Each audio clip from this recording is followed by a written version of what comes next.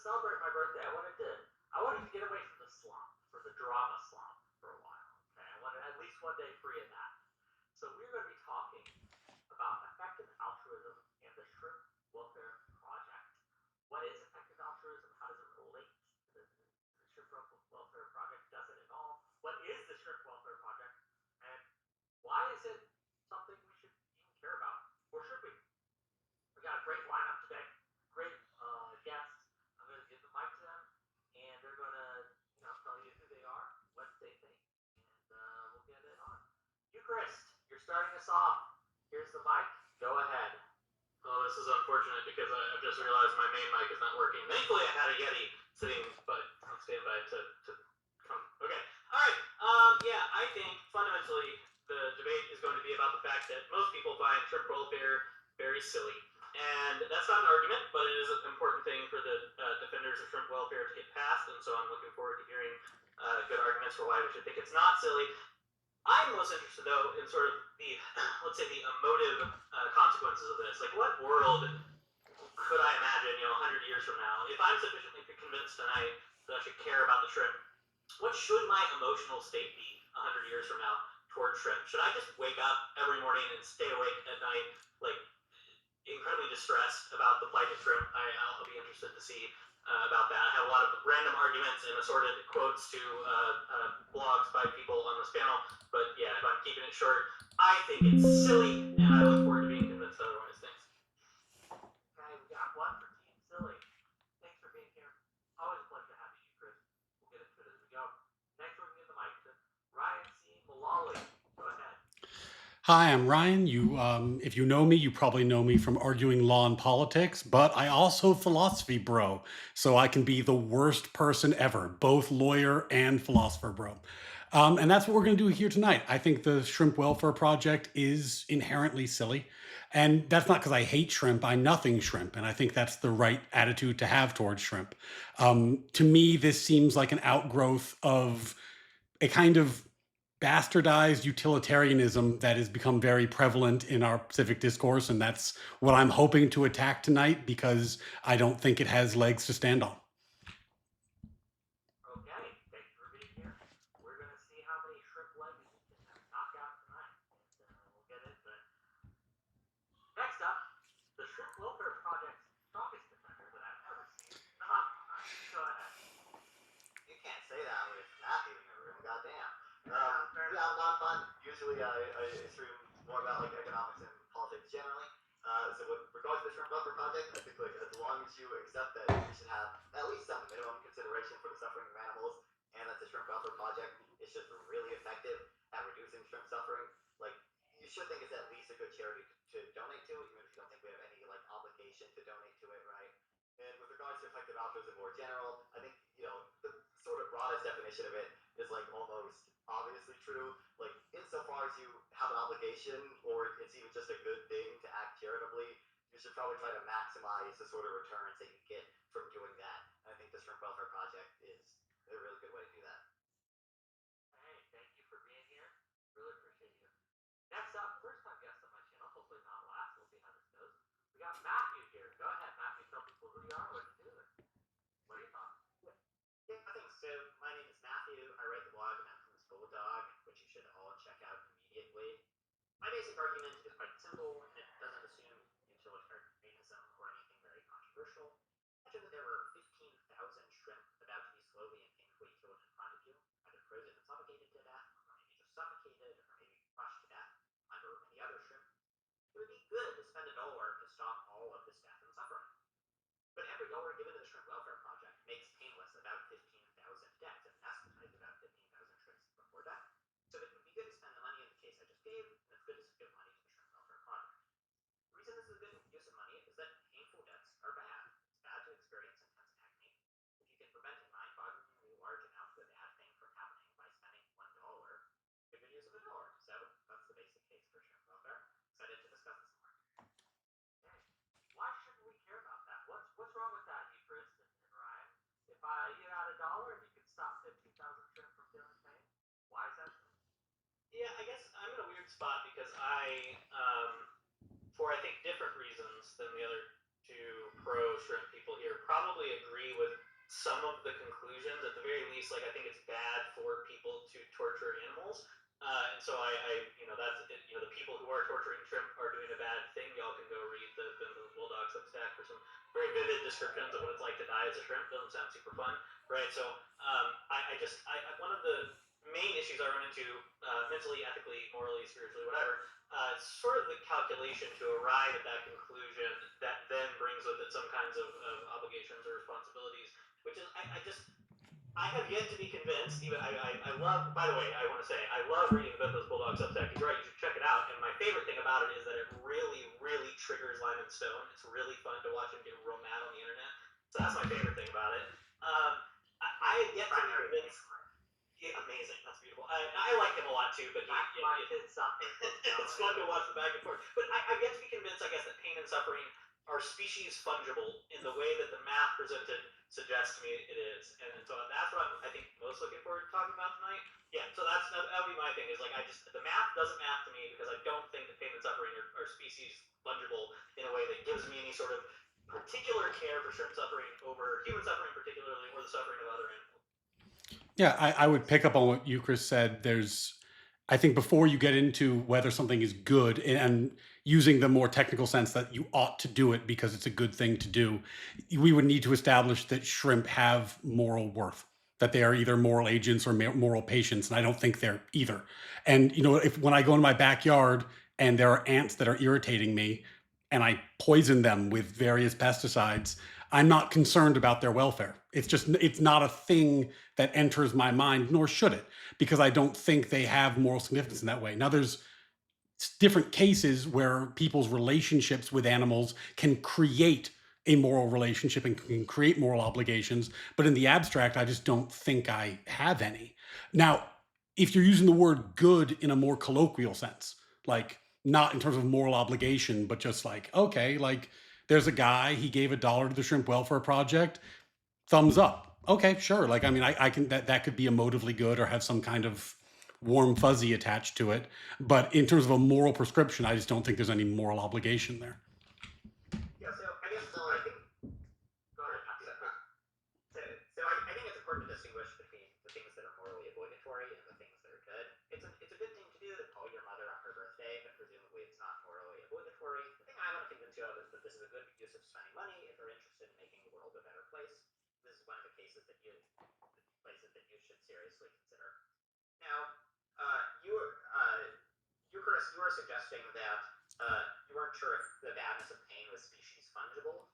I'm not sure if you were doubting that shrimp feel pain, or you were doubting that shrimp feel pain and that matters, or both. Probably the second of those three options. That I feel like I'm sufficiently convinced by the sorts of things you outline, like their apparent aversion to pain, their ability to get addicted to various substances when we offer to them, all those sorts of things. Fairly sufficiently convinced that they feel some kind of pain. The thing I need to be convinced of, I guess, is that I should care about shrimp pain as a sort of percentage unit of human pain, right? So, yeah, if you want to go with that, there are other intuitions in the background here, but yeah. Sure. So I guess here's kind of my basic view on this. I think it's bad to feel intense pain. And if I think about why it's bad to feel intense pain, like if I think about times when I've been in really intense pain, I think about what's bad about it. When I'm like, oh, what's bad about having a really bad headache? The answer does not seem to be, well, I'm biologically Homo sapien. Nor does the answer seem to be, well, I got a high SAT score or anything. It seems to be, it's bad because it hurts. It's bad to feel really bad for an extended period of time. It's bad to slowly suffocate to death. And so if there's good evidence that shrimp can feel fairly intense pain, that shrimp can feel things that feel really bad that you wouldn't want to happen to you, and you can prevent tens of thousands of instances of these things happening by spending $1, this seems pretty good. I don't actually think this is that unintuitive of a notion. Like, a lot of people are pretty queasy about the idea of boiling the lobster in a pot. It's been banned in various places in Europe. And so if you think it's bad when lobsters are boiled in pots, you should think it's bad when shrimp are slowly suffocated to death. And, then if it's bad when shrimp are slowly suffocated to death, it's worth spending $1 to make it so that tens of thousands of their deaths are painless.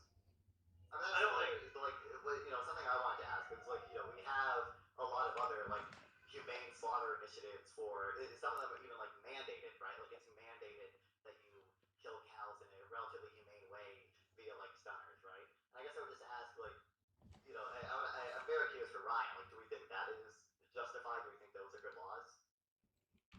I don't have strong feelings about those laws one way or the other, to be honest with you. I do think that humans can develop moral obligations to animals based on their relationship with the animals. I don't think cows are particularly fungible with shrimp in terms of their complexity. And I think that there's kind of an odd undercurrent here, which is that we should we have it's good to reduce suffering regardless of its form in any and all instances, which I guess I would like to probe a little bit because I don't understand what the prescription is. Like, there's plenty of cases, I'm sure, that we could bring up where you guys are more or less fine with suffering for a variety of reasons. So, why is shrimp particularly noteworthy of all things? Well, I sorry, go ahead. No, yeah, I was gonna say, like, it's not that like shrimp are particularly noteworthy, in terms of like their suffering is like more important, right? Like, me and Matthew, I think, both agree that, like, pain is bad because it hurts, right? It doesn't depend on the intelligence of the sufferer or anything like that. So, the big thing with shrimp is just like the scale at which they are killed, right? And the sort of efficiency of the shrimp welfare project at reducing that. So, you know, it's something. It's like 400 billion like farm shrimp are like killed every year, right? That's an insane scale.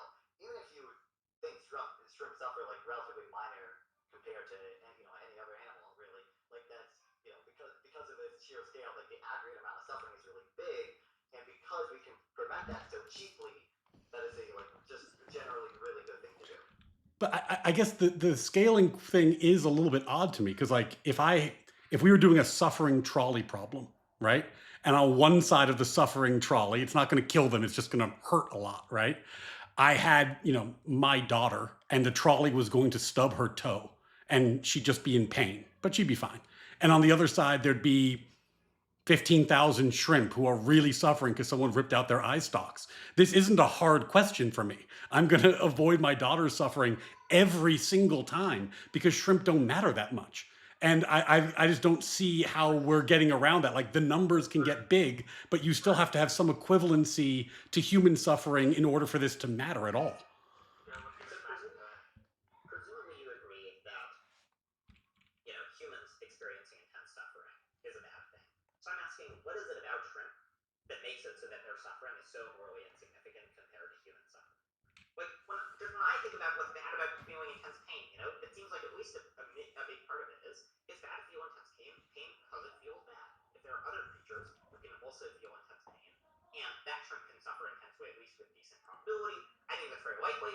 We can talk about reasons to think that, Mhm. but your view seems to be even if they can suffer intensely, like that doesn't really matter. So I'm just trying to understand what is it about their pain that makes it so that their pain is tens of millions of times less significant than human pain. I mean, I think everybody goes through the world and makes value judgments about which things they're going to care about and which things they don't. I mean, I'm going to ask you. I think it's a question that I think is maybe rhetorical because I can guess, but I assume you're not pro-life, right?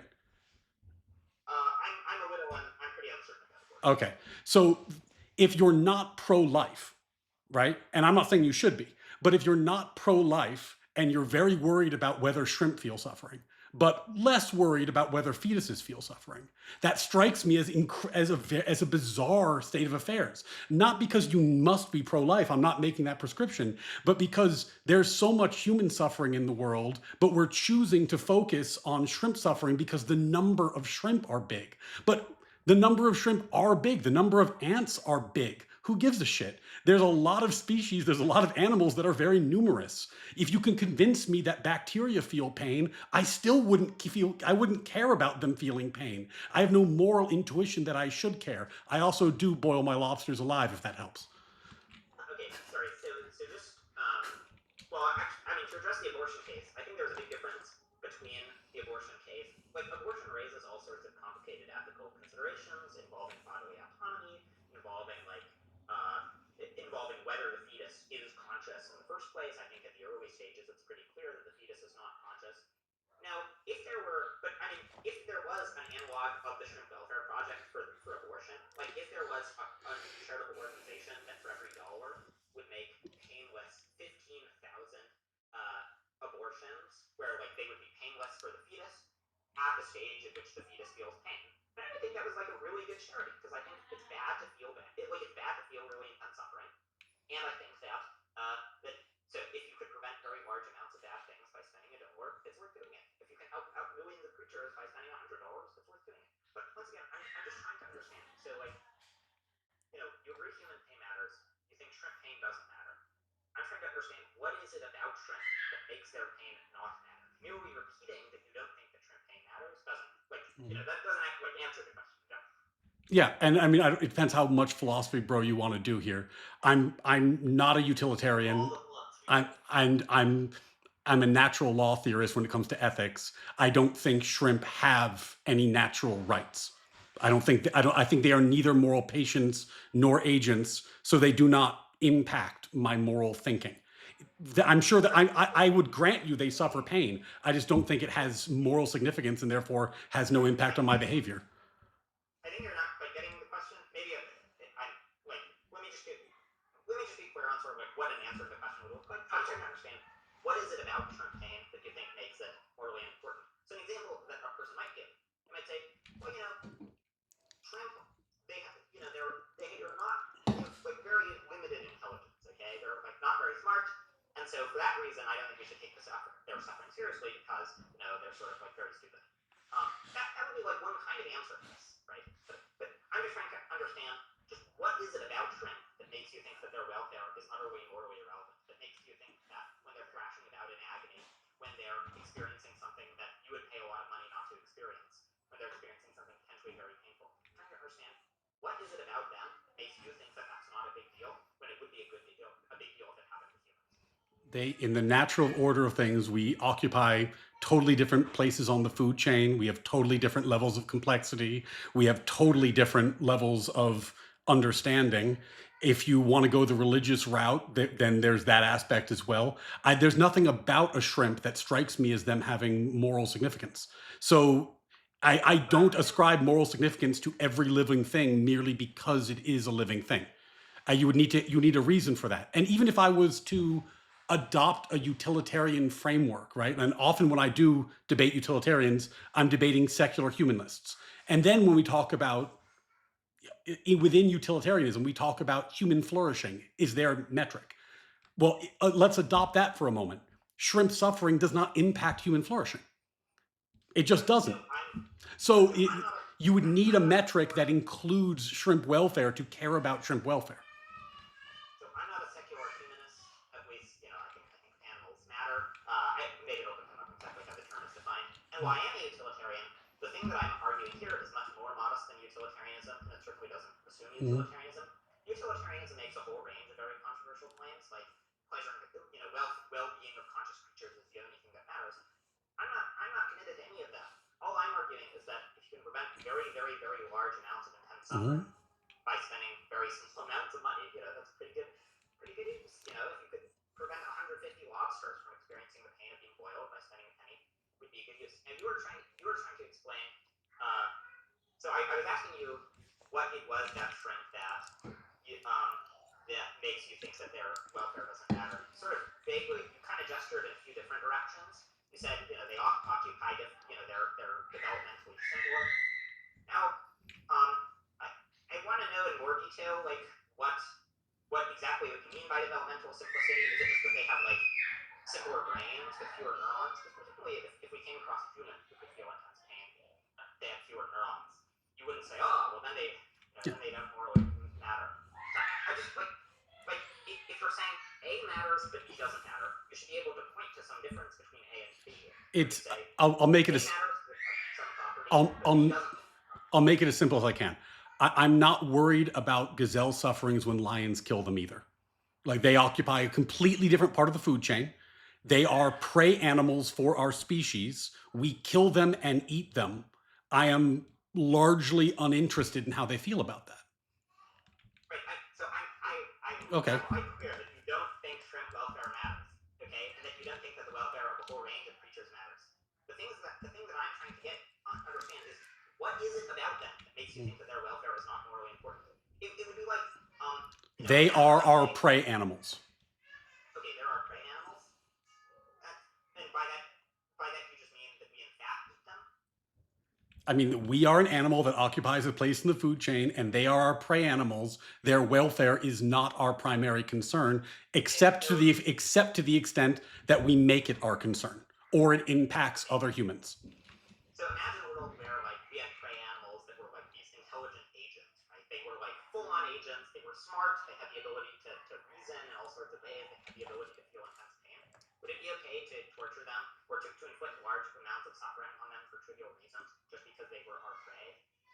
What do you mean by okay? Do you mean like we have a moral obligation Like, not would it be to? morally all right? Yes. Okay, wait, sorry. Just to be clear, like, or sorry, yeah, I have been sort of not It's okay. I mean, Before you put yeah, your I was gonna on, say like, real quick. I got a little money because my welfare is important. $5 for $0 to say happy birthday, Wick. Thank you. Also check Ryan's new video on originalism at his natural law with Ryan Wallace. Go check it out, okay? 10 Wick TV gift memberships from Libertarian Trap. Thank you.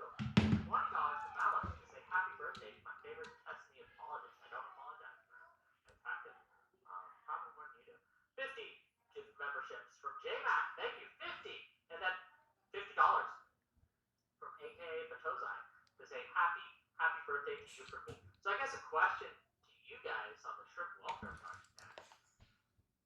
Have they done anything morally wrong by not giving that money to shrimp? How many shrimp would they have saved with that money that they did? can I ask Ryan one question first before we go down and answer that? Yeah, really. I mean, Ryan, it feels like, I guess I don't know exactly what you mean by food chain, but it feels like you would reject this argument if like some, hyper intelligent alien civilization came down and said, well, we clearly occupy like a higher place in the food chain than you, so we're not going to have any moral consideration for any humans, and we're simply going to, enslave and eat them, right? Like that'd be. I think you would reject. I mean, my ethics is human dependent. So in an alien attack situation, I'm on team human. They might not be. Like that's the way that these relationships work. I feel like we have enough concerns in our society other than shrimp welfare that warrant our attention. And yeah, I mean, if the aliens come down, they might not give a shit about us. I But sorry, there's a difference between the claim that the aliens would not in fact care about us and the claim that the aliens have no moral reason to care about us. So my view would be if the aliens, you had like predator aliens that started like killing and eating us, that started tossing us by the thousands into these big things where we froze underwater, where we froze and suffocated to death. And then there was an alien charity called the Human Welfare Project, where they would anesthetize tens of thousands of humans per dollar that they were given. It would seem quite obvious that the aliens giving to that charity was quite a morally righteous thing to do. That even if they were above us on the food chain, our welfare would still matter. The mere fact that we have the might to do something doesn't make it right for us to do that. Well, the funny thing about this is that we're presupposing that my entire moral system is wrong. So, in a world where my entire moral system is wrong, then yeah, I would imagine my moral system is wrong. But Sorry, why does imagining aliens that eat us presuppose your moral system is wrong? because, as I was trying to allude to earlier, I'm a natural rights theorist. So the idea is that man was created by God with natural rights, with certain rights that form the basis of our moral obligations to each other. Aliens coming down and farming us by the tens of thousands would be pretty good evidence that I was wrong about that, to be totally clear. Why is that evidence against natural law to you? Because if humans are not in fact reflections of God's image and are in fact prey animals for aliens, that would strongly imply that we were wrong about a lot of the stuff we wrote in the Declaration of Independence when we talked about the unique human dignity of mankind. In fact, There are in fact creatures that could eat us if given the opportunity, okay? and they don't, and we have overcome them. I mean, the fact that they would like to eat us is very different than them actually occupying a higher rung on the food chain than us. I mean, I don't think, I imagine lion attacks don't rank high on your agenda. No, but I guess, well, so I don't agree. Like, I don't know why this would falsify natural law theory that there were things that ate us. That, like, in fact, there are lots of creatures that kill us very frequently. Bacteria and viruses. I don't see why having these like big aliens that harm us would be very different from that. It's old news news that the world is filled with all sorts of horrendous evils. You don't see why a more advanced species coming here and displacing us as the dominant species on Earth with their superior technology and intellect would maybe have an issue with the fact that we are in fact in some way made in God's image. That wouldn't strike you as a problem. Because I don't think that when us being made in God's image has much to do with where we're situated in the food chain. Like presumably when we're, God, us being made in God's image doesn't mean that we eat other things, but they don't eat us. It has something to do with the sorts of creatures we are. That we're creatures that are capable of rationality. I mean, I'm not a Christian, so like there will be just different interpretations of this. But like I don't know, but that seems like an utterly bizarre way of reading the made in the image of God bit. I mean, but it also, I mean, it kind of feels like, yeah, right. I don't know. It kind of feels like you've shifted again to just like, oh, not that this wasn't like your original position, but you kind of let it, it said that the food chain was the thing that was responsible. But now it seems like you've just shifted to saying, it's basically solely whether you're made in the image of God is what, grants you moral consideration or not. Right. I think that's. no. What I'm saying is that whether or not you grant a moral agent or a moral patient moral consideration is a result of your moral system. If you are, and I gave the example earlier, a secular humanist, and your metric is utilitarianism through the lens of human flourishing, a shrimp is not a human. They don't count. They don't add up in the equation. So you wouldn't care about shrimp welfare. If you're a natural law theorist, shrimp don't factor in the way that you would like them to. In order to care about shrimp, you have to be specifically somebody who is tabbing up, i.e., a utilitarian, units of suffering, and somebody who thinks that shrimp suffering is worth tabbing up. The question you might ask yourself is, yes, it's only $1. Wick also bought a Coke for $1. I don't know what it cost Wick. I'm assuming it's $1 for this example. And by drinking that Coke, he got some units of pleasure. So the question is whether the units of pleasure Wick is receiving by drinking this Coke outweigh the suffering of 15,000 shrimp. The fact that Wick is drinking the Coke implies to me that Wick thinks the Coke is better than the shrimp, and I think he's right. Well, sorry, I will just note the argument absolutely does not require you to be a utilitarian. I mean, for example, I wrote a blog post on this subject and it convinced Mike Schumer, who's one of the big opponents of utilitarianism, to give $1,000 to the Shrimp Welfare Project. He's a libertarian deontologist philosopher. The argument, so utilitarianism is controversial because it says that well-being is the only thing that matters, that we have no constraint on the pursuit of well-being, nobody has any rights, and we should just try to maximize well-being. The thing that the shrimp welfare case is orders of magnitude less controversial. Okay, the shrimp welfare case, the basic argument is just it's bad to experience really intense suffering, and you should prevent tons and tons of bad stuff if you can do it at very minimal cost. So it definitely does not require utilitarianism. I guess my question though to you guys, I want to hand it over to you, Chris, but again, it comes at an opportunity cost. If someone were to donate any amount of money, whether it be $1,000, whether it be $1, whether it be 50 cents, what have you, to this project, they are necessarily not spending that money in other places, right? Whether they buy 1,000 Cokes or whatever, or whether they donate to perhaps homeless shelters or other projects that will alleviate human suffering. So why should I forego donating to a cause that alleviates human suffering, even though it would alleviate much less to alleviate millions of shrimp suffering? Because I think, and Ryan and you, Chris, correct me if I'm wrong, but the argument on you, Chris, and Ryan's side is that I would give $1 if it saved a moment of pain from a human rather than 15,000 shrimp from excoriating horrific death. Yeah, I mean, to be fair, they do have different reasons for that, right? Like Ryan is saying, that he thinks shrimp Well, are I no want to at all. hear from you, Chris. Well, and then I want to hear your question. Yeah, I mean it's hard because like I if you introduce the like I reject I don't know, I'm not as much of a philosophy bro as both of you guys, so you guys might be able to walk me down a self-contradictory rabbit hole here, but I sort of on my understanding of the term and the concept, I reject the idea that animals have moral status, but I don't reject the idea that we might have some sort of obligations to them. I think sort of like what Ryan was alluding to, that we can, by virtue of being human beings and certain relationships with them, take on certain obligations towards them. And so I think my intuition is effectively, like, I agree, it is a bad thing for people to torture shrimp. Like, I think that people who are tossing billions of shrimp into slurries so that they can slowly suffocate and freeze to death, they're doing a bad thing. And it's bad primarily, I think, on my account because it's doing a bad thing to them. The kind of person who tortures animals is the kind of person we expect to generally be a worse human than other humans. And so I guess I agree. And so Matthew, I've read a bunch of your stuff, and I think you're right. Like, I've become convinced. I think this was a roadblock for me for a while, but I've become convinced that you're right.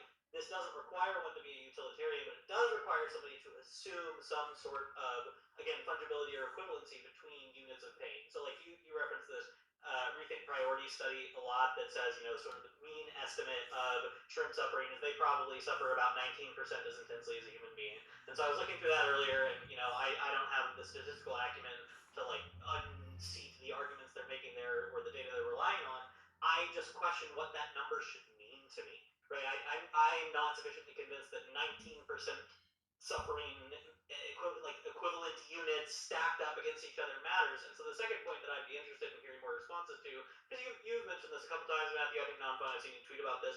I think, Matthew, one of your blogs, you said one of the only arguments against shrimp welfare that you found weighty at all was sort of the non-intuitive one, the counterintuitive implications of accepting this view of shrimp suffering, that if we should, on average, be having more regard for shrimp in this way, what follows from that? That seems crazy, but like, hey, sometimes these things are crazy. So I was wondering if you could speak more to that and what you think sort of the craziest implications are of the view that you're presenting. Because I've seen you disavow, I guess, the idea that we should trade a human life even for billions of shrimp life. You might be able to put the human value somewhere on the infinite scale, whatever. But I'm just curious what you think the craziest implication of your view is, if you think that's the most forceful kind of argument against it. But yeah, so those are my things. Is like, I'm unironically speciesist, right? I think humans matter in a way that animals don't.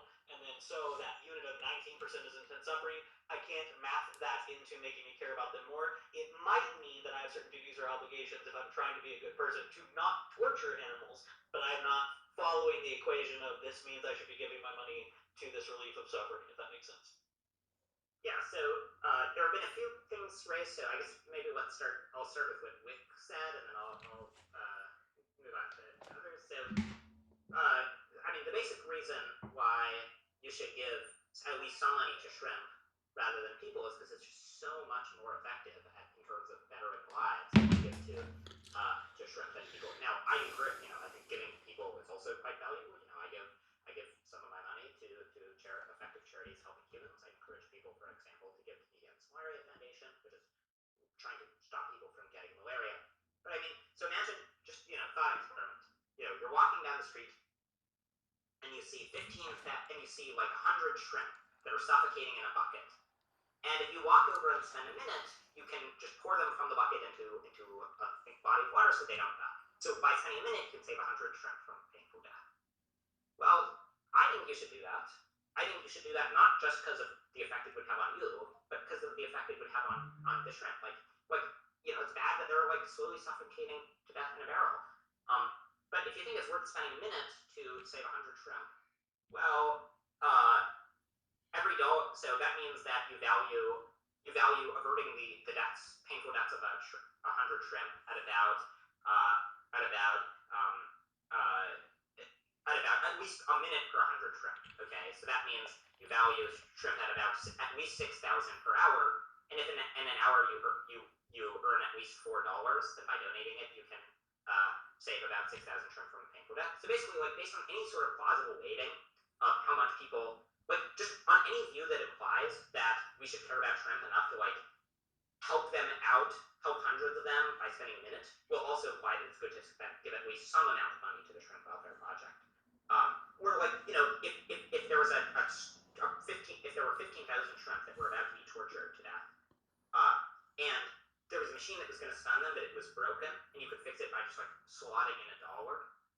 Even if you were on your way to give that $1 to charity, like, it would still seem like, yeah, I'm going to spend that $1. It's a valid, you're averting so much bad stuff from happening. The thing I don't like about this argument is that it tallies up suffering, without resolving the species, let's call it the species coefficient. Like, even if we assume that shrimp suffering matters for the sake of argument, there would be some kind of multiplier on it that you would have to use if you were going to compare it to anything else, units of pleasure, other things you could be doing, other suffering you could be preventing. And if you break it down to a tiny, tiny unit of time or a tiny amount of giving, you could do that for literally anything. Should I prevent ant suffering? Should I prevent shrimp suffering? Should I water the plants so maybe they feel some infinitesimal amount of suffering? Should I be donating some time to a stray dog help project? Should I? There's an infinite number of things that we could be doing, but what we have to do is actually have trade-offs between our time and our efforts and our money, and prioritize the things that matter to us. So the large number of shrimp doesn't speak to me very much because I just don't understand what the shrimp coefficient would be. And I think it would have to be, if not zero, approaching zero of all the things that I could care about in the course of my life.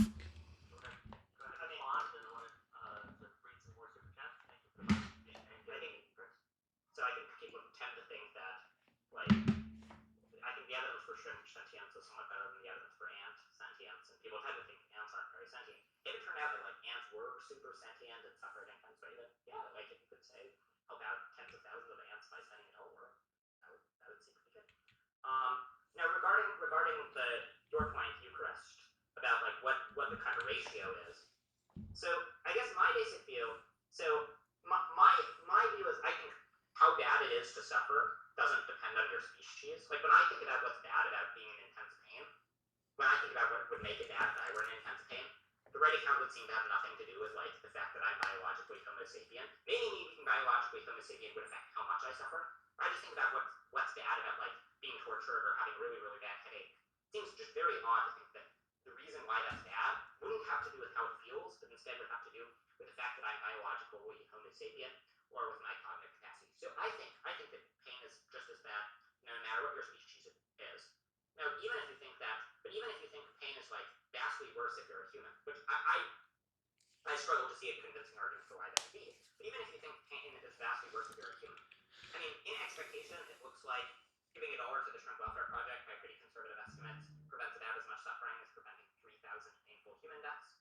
If you buy the Recent Priorities estimate, the shrimp experience suffering that 19% as intensely as people. And so then even if you think that like pain experienced by shrimp is only 1/1000th as bad as an equivalent amount of pain experienced by humans, or even if you think there's only like a 1% chance that a view on which it's 10% as bad is true, like just even if you think an expectation of only 1/1000th is bad, it still means that like every 33 cents given to the Shrimp Welfare Project is about as valuable as averting a painful death. So I think this is like a good, yeah, you could, like just given how effective it is, unless you think that shrimp's interests matter for literally zero, you end up getting the result that giving to the Shrimp Welfare Project is very valuable. Yeah, that was basically exactly what I was gonna say. But I do want to add on, like certainly, like even if you think shrimp units or a unit of suffering for a shrimp is like not as important as a unit of suffering for a human, because of how effective the Shrimp Welfare Project is, it's probably still better than like the median charity or like the average charity, or at least the average like non-effective altruist focused charity, right? So certainly, like it's not something that you should get. I'm not saying you guys have done this, but it's not something that you should be criticized for donating for under that view, right? It would be about the same as donating to any other charity. I'm sorry. This strikes me as and by the way, like in the abstract, setting aside shrimp, the concept of effective altruism, I think is great. Like I think we should prioritize things that work better than things that don't. But the logic of what you're saying would imply that if I had a sufficiently high shrimp coefficient and I have $1 to decide whether I'm going to give to the cancer kids at St. Jude's or the shrimp, I should do some kind of mathematical equation and come out with, oh, well, it does help enough shrimp. It turns out that is preventing that suffering is better than preventing the cancer kid suffering because I've mathed it out right. And I think that's absurd. Well, I just think we're obviously biased against shrimp, where like Yes. there are just all sorts of reasons not to trust our direct intuition about how much shrimp there are. Shrimp are kind of small and weird looking. We don't naturally have any empathy for them. So I don't think that we should trust our direct. Like it shouldn't be that your main argument against shrimp mattering is, well, it just seems weird that shrimp matter. No, no, Matt, it's not that. It's that in the course of this conversation, it, when I asked you about abortion, that's very complicated and a tricky one with a lot of factors. But it's clear that fetuses at late stages or even moderate stages feel pain when aborted. There's no question about that. That's a complicated question. When we talked about weighing cancer kids versus weighing buckets of shrimp, that was oh well, there's a math there and people should really lean into the math. These aren't complicated questions. You help the kid. But that's the conclusion, right? Your conclusion is that humans matter categorically more than non-humans. We should help humans more than non-humans. And what is the argument for that other than it just seems intuitive? I think that the burden of proof is definitely not on me to prove that humans and shrimp have any kind of moral equivalency. I think that the entire scope of human history is full of us not giving a shit about how shrimp feel, and that we were correct to do so.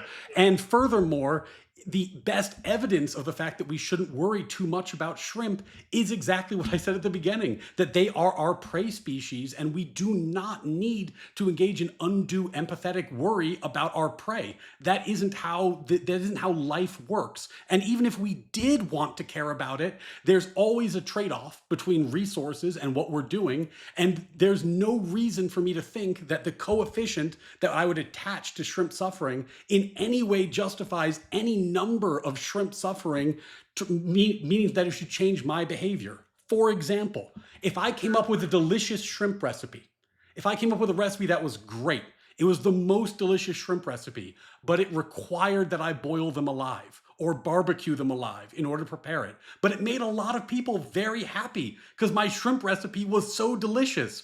I think I'm doing a good thing because the value of shrimp suffering is so low that it just doesn't factor in. And there would need to be a reason to think that it doesn't.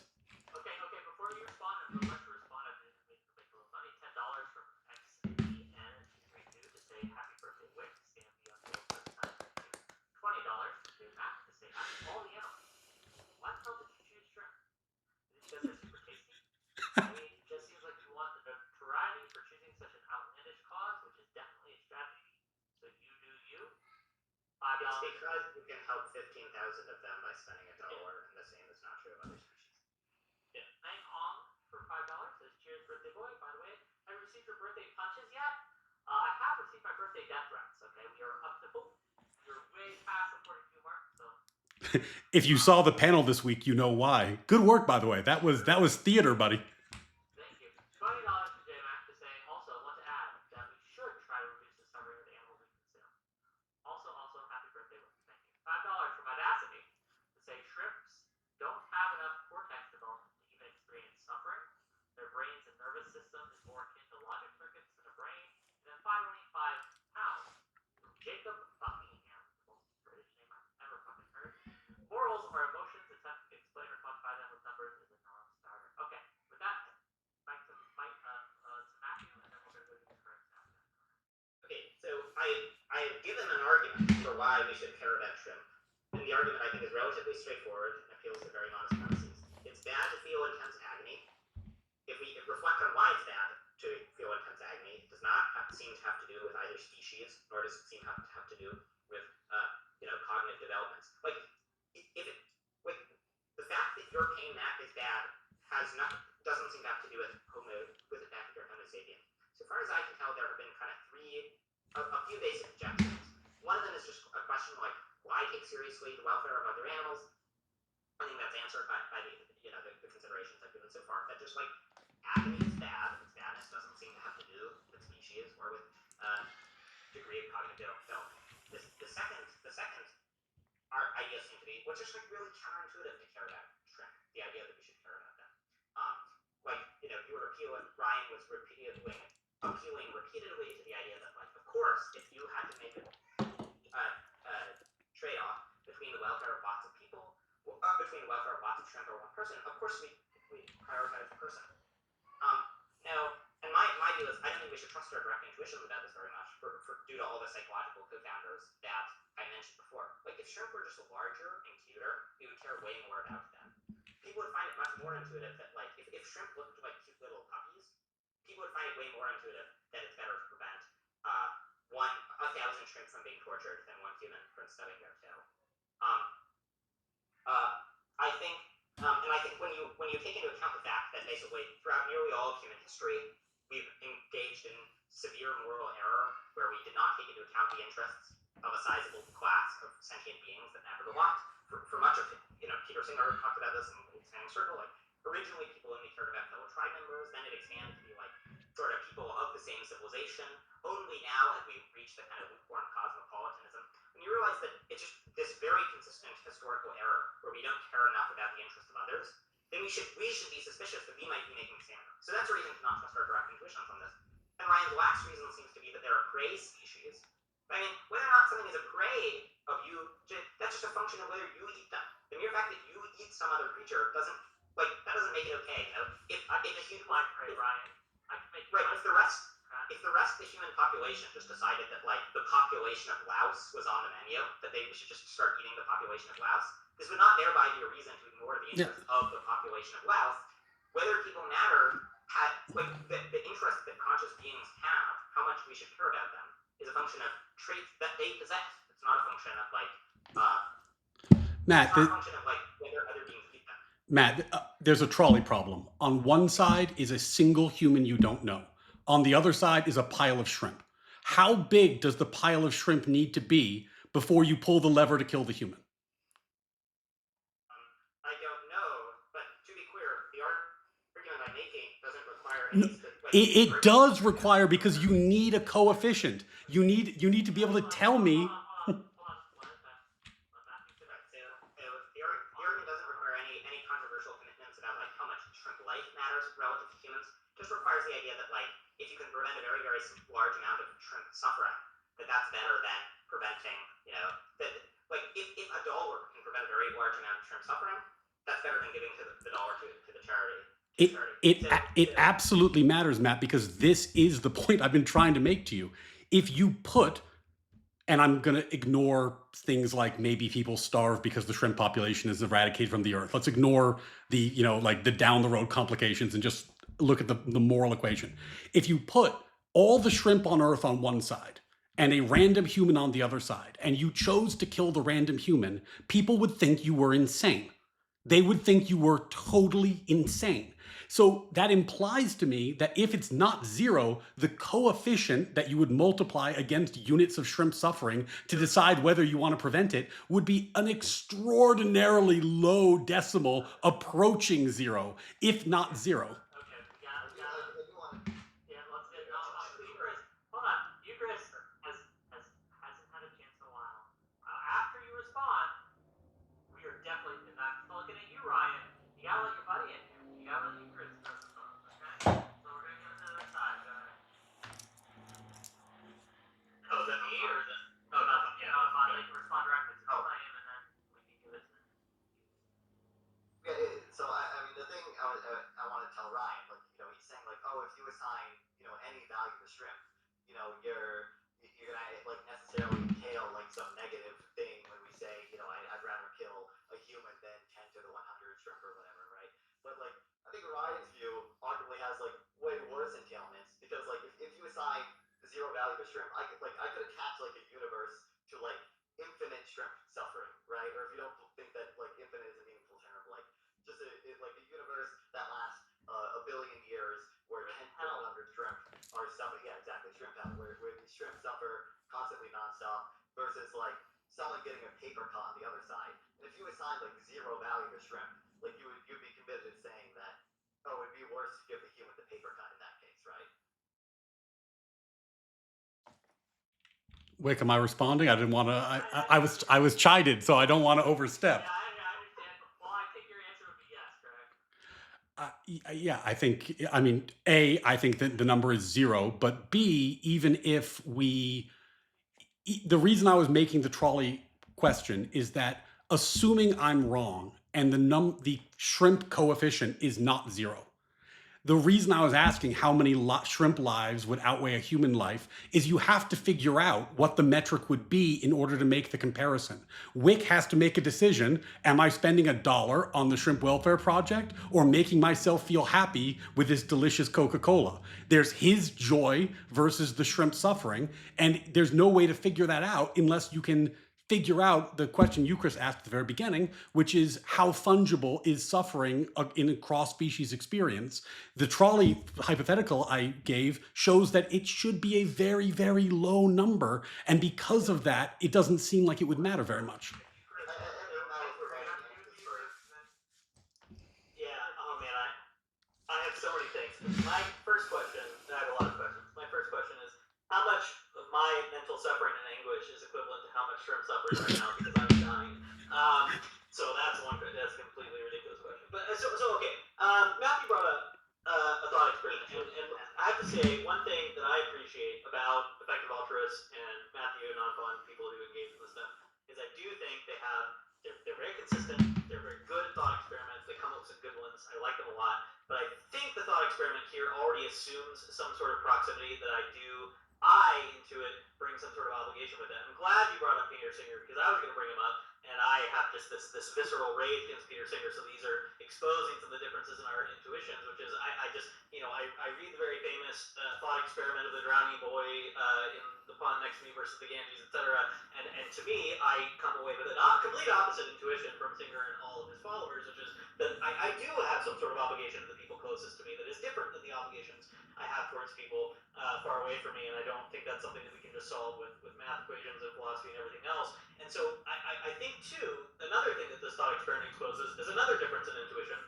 And again, so I'm not presenting, I'm not capable right now of presenting syllogisms that prove there's some inherent contradiction in the shrimp welfare view. I'm just saying the example you gave of, well, you're walking past this bucket of 15,000 shrimp and you could, with 1 minute of your time, save them from immense suffering. And of course, you would do it because you value, at least 15,000 shrimp, at least according to a minute of your time. That to me is completely unintuitive in how I sort of calculate ethics, right? So I'm thinking like, this is completely outside of the scope of what we're talking about, right? But I've spent time with friends in conversations, or I'm Christian, so maybe praying with them, etc., doing things that I know if I had taken those hours and put somewhere else, I could have relieved a lot more suffering. I could have done a lot more good on a spreadsheet, right? But I am at this point not convinced that I have done something wrong, or at least have not done something good by failing to use that time for the most good thing. So yes, I agree. If I'm doing the thing that only takes a minute and I can relieve a lot of pain for an animal, I'll probably do that, right? I'll pull the animal out of the fence, like I've done that before. I've saved animals on the side of the road, that kind of thing, right? I'll do that.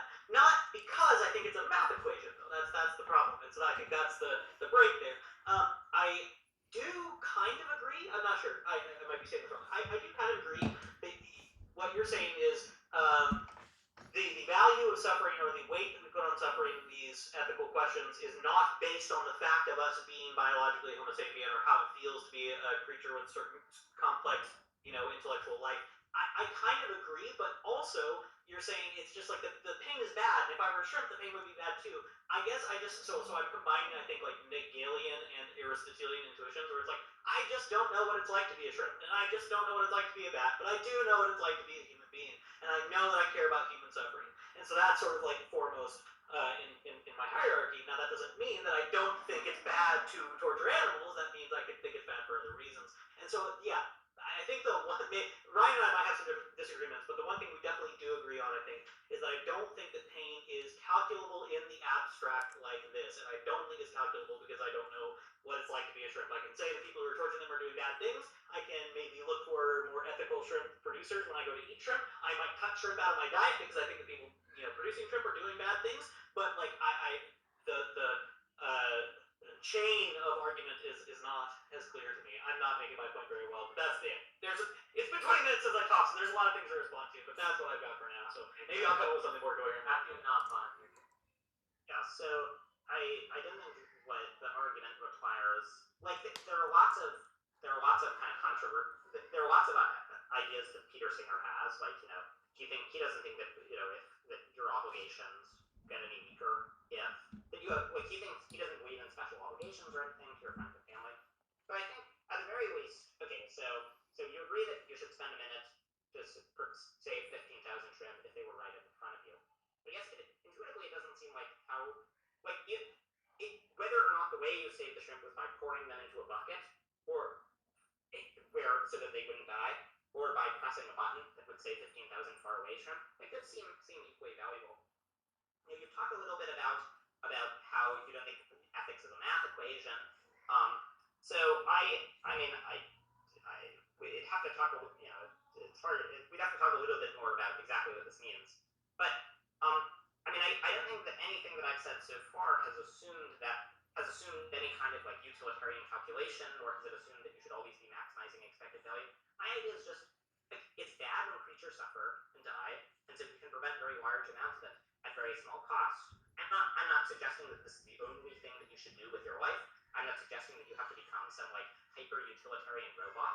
I'm saying like, if one day you give $100 to the Shrimp Welfare Project and then you just never think about it again, there will be 1.5 million fewer creatures experiencing slow and painful deaths because of you. So this it seems like a valuable thing to do. Now regarding Ryan's well, this is where the argument's failing me. Why do that over giving me $100? Because giving you $100 does not say that gives you some benefit, and that's good. The marginal benefit's a lot smaller. Right. Presumably, I would be skeptical in expectation that the benefit you get from $100 is anywhere near the benefit that even one shrimp gets from not being allergic to that, much less the benefit that 1.5 million shrimp get.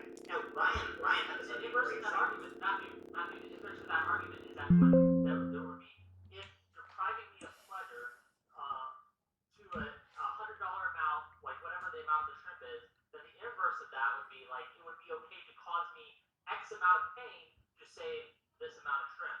Well, that shrimp number can be had large. Not necessarily. Because just real quick, like from the utilitarian framework, like that could be the case. But I just want to say, like, all these cases are things where you're kind of like violating like side constraints, right? It's like, oh, we're gonna, maybe like you can value humans infinitely and say like it's never okay to harm a human to help shrimp. That's fine. It can still be good to help the Shrimp Welfare Project because when you donate to a Shrimp Welfare Project, you're not violating any kind of those like side constraints. I consider depriving me of $100 harmful. But it's not stealing from you, it's just not giving it to you. And on lots of people's ethical intuitions, and we can talk about whether they're defensible, but this is just like a totally different discussion. On lots of people's ethical intuitions, there's a big difference between harming someone and just failing to benefit someone. So people think that it's a lot worse to steal money from St. Jude's than to just not give money to St. Jude's, for example. So this is why I think, while I appreciate that you're attempting to frame this in non-utilitarian terms, the reason we keep circling back to that is that ultimately the question comes down to your use of time, your use of money, which could do a number of things to promote shrimp welfare versus any other end, like giving Wick $1 so that he can have pizza. And in order to make that decision, there is an inherently utilitarian calculus going on the argument you presented, which is shrimp suffering is bad, therefore it should be prevented if it can be done at minimal cost. But if that minimal cost could be preventing human suffering, like Wick being kind of hungry because he has no pizza, then the question is which one matters more? And when you talk about effective altruism, you have to figure out what the species coefficient is. Yes, there's a lot of shrimp, but how much do they matter? And the reason I keep coming back to these trolley hypotheticals and how many shrimp lives are equal to a human life is that if you're not positing an answer to that question, my intuition, as I've said, is that the number is very, very low, vanishingly low. And I don't have a reason to think differently. And if Eucharist earlier said that you cited a study, and I haven't read it, so please forgive me if I get this wrong, that shrimp suffering was 19, let's round it up to 20%, as severe as human suffering. If you're proposing that the ratio of shrimp to human in terms of shrimp coefficient is 5-1, where if you can save 5 shrimp, you shouldn't benefit Wick, I would say you're insane. Like that clearly is too high a number. But there has to be a number because your argument is presupposing that we can tabulate suffering and make decisions on the basis of how much there is. I do have haters that would say that you're wrong and that they should torture me to save them from one shrimp. The equation is reversed in the case of Wick. He's actually worth about a fifth as much as a shrimp. So true, but I do want to be clear. Oh, sorry, go ahead. Yeah, raise the super chat. Sorry, $50 I'm sorry. Here we go. $50 from Frank to say nothing. Base, best type of money to give it. $10 from Artemis Fowl. Said the easiest argument against caring about shrimp based on pain and agony is understanding that this person will do nothing to stop China's eating many of the animals alive. Until he does, ignore him. To be fair to them, they are saying that the ease of solving the shrimp problem is far, far easier than the solving the China problem. I'll go on record and say it's bad when people in China eat animals alive, and if there's an organization that stops lots of that at minimal cost, that would be a good thing. Could I intervene? Oh, sorry. Yeah, and then yes, you can. $20 from James to say happy birthday. Get some more warm slate gray. Absolutely. $5 from Audacity saying this is just anthropomorphism, make believe, not the factor in reality. $5 from These Nuts, say shrimp are food, not friends. Exponential multiplication of 0 is still 0. And then $10 from Artemis Fowl to say, can someone ask the shrimp scent? Should not commit physical hygiene from now on, as he would save untold trillions of organisms from horrific death. This will promote bacteria welfare and is utilitarian. Thank you for $10. Thank you, Chris. And we can Bacteria aren't conscious. Sorry. I want to. Oh, good. Sorry, I do want to just address the trolley problem thing that Ryan's been bringing up a lot. So, first of all, in order to say that, you don't actually have to know the exact ratio. I guess my ratio for how many averted painful experiences to humans would be as valuable as how many to shrimp. A few hundred seems like a pretty conservative number. You could either prevent 400 shrimp from stubbing their toe, or 400 people shrimp don't have toes, but from the equivalent of stubbing their toe, or one person. Say, that seems like a pretty reasonable and conservative estimate of where it would start being neutral. I agree that this is unintuitive, at least to some degree, but I don't think our intuitions are that consistent here. And once again, for the reasons I described, I don't think that our intuitions are that trustworthy for all sorts of methodological reasons that I gave earlier. One bias, for example, humans suffer from a bias called scope neglect, where when numbers get big, our intuitive gauge of them gets very murky. Humans will pay roughly the same amount to save 200 birds as to save 20,000 birds, as to save 200,000 birds. So I don't think that if there are creatures that we don't naturally feel empathy towards, then I don't think that we should rely on our direct intuitions that they don't matter, that hundreds of thousands of them don't matter, when our intuitions about them directly aren't trustworthy, and our intuitions about very large numbers are even less trustworthy. And we know from psychological experiments that our intuitions about those are wildly untrustworthy. There was some other point I wanted to respond to, but I don't remember what it is. So, just to be clear, because I want to make sure I understood what you said before I lean too heavily on it. If you're saying that if there was a choice between preventing somebody, and in your articles, one of the things you talk about is that shrimp farmers will sometimes remove the eye stalks of female shrimp to increase fertility so that they have more offspring, so that they can have more shrimp in the farm. So if you had an option between preventing one human from losing their eyes or 400 shrimp from losing their eye stalks, your position is that weighs in favor of the shrimp. I don't know there. So there, you're introducing an additional complicating factor. Humans do a lot more with our eyes, and we live a lot longer, right? So if a human's eye was destroyed, then it would be a much longer period of sightlessness. What you'd have to give an analogy of is just imagine that there was an experience that did not have long-lasting damage, right? So imagine it was okay, we're stabbing them with proportionate blades in non-essential body parts. They're all getting stabbed. Right. It doesn't damage their long-term ability to function in the world. It's just temporary. They'll heal. They'll be fine. Yeah. Then it would be probably a few hundred seems conservative. Okay, so in that situation, you would prevent 400 shrimp from being stabbed instead of one human from being stabbed. Yeah, that's right. Okay, I think you're gonna struggle to convince people of that, but I'll.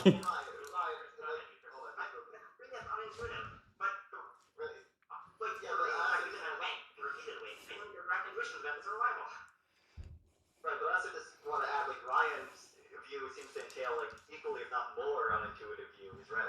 If Ryan is saying, the thing that gives people or things moral value is, natural rights or whatever, and their place in the food chain, apply to like dogs as well, and like all of us have a very strong intuition that like it's not okay to just torture dogs. But if you're saying like they have literally zero moral weight, absent like a dog's relationship to a human, like would you see anything wrong with like just skinning a dog alive? I think that dogs' moral weight is exactly what you said. It's based on their relationship to humans. And you, Chris, said this well earlier, that the kind of person who takes delight in suffering of an animal might be a dangerous person you want to avoid. It might be doing harm to their own psychological state. And especially if that dog is in a relationship with the person, they're the owner of the dog, they might have extended moral patient status to the dog in light of their relationship with it. But the dog's moral worth has nothing to do with itself as the dog. The moral worth has everything to do with us as humans. And I think that's how that plays out. Yeah. I do need to give some Chris a chance to try and he's gonna. Yes. I'm gonna explode. The amount of suffering I'm experiencing outweighs billions of shrimp. One of the reasons, one of the super chats brought up, like, yeah, shrimp brains are like logic gates, like it's not. But one of the reasons I'm not bringing up arguments about like neurons or complexity of brains or whatever is I think they assume something that I'm not willing to admit, which is that pain is fungible or scalable based on those criteria. So I think if you go, I would encourage everybody who's watching this who finds this unintuitive to go read Bedler's Bulldog Substack.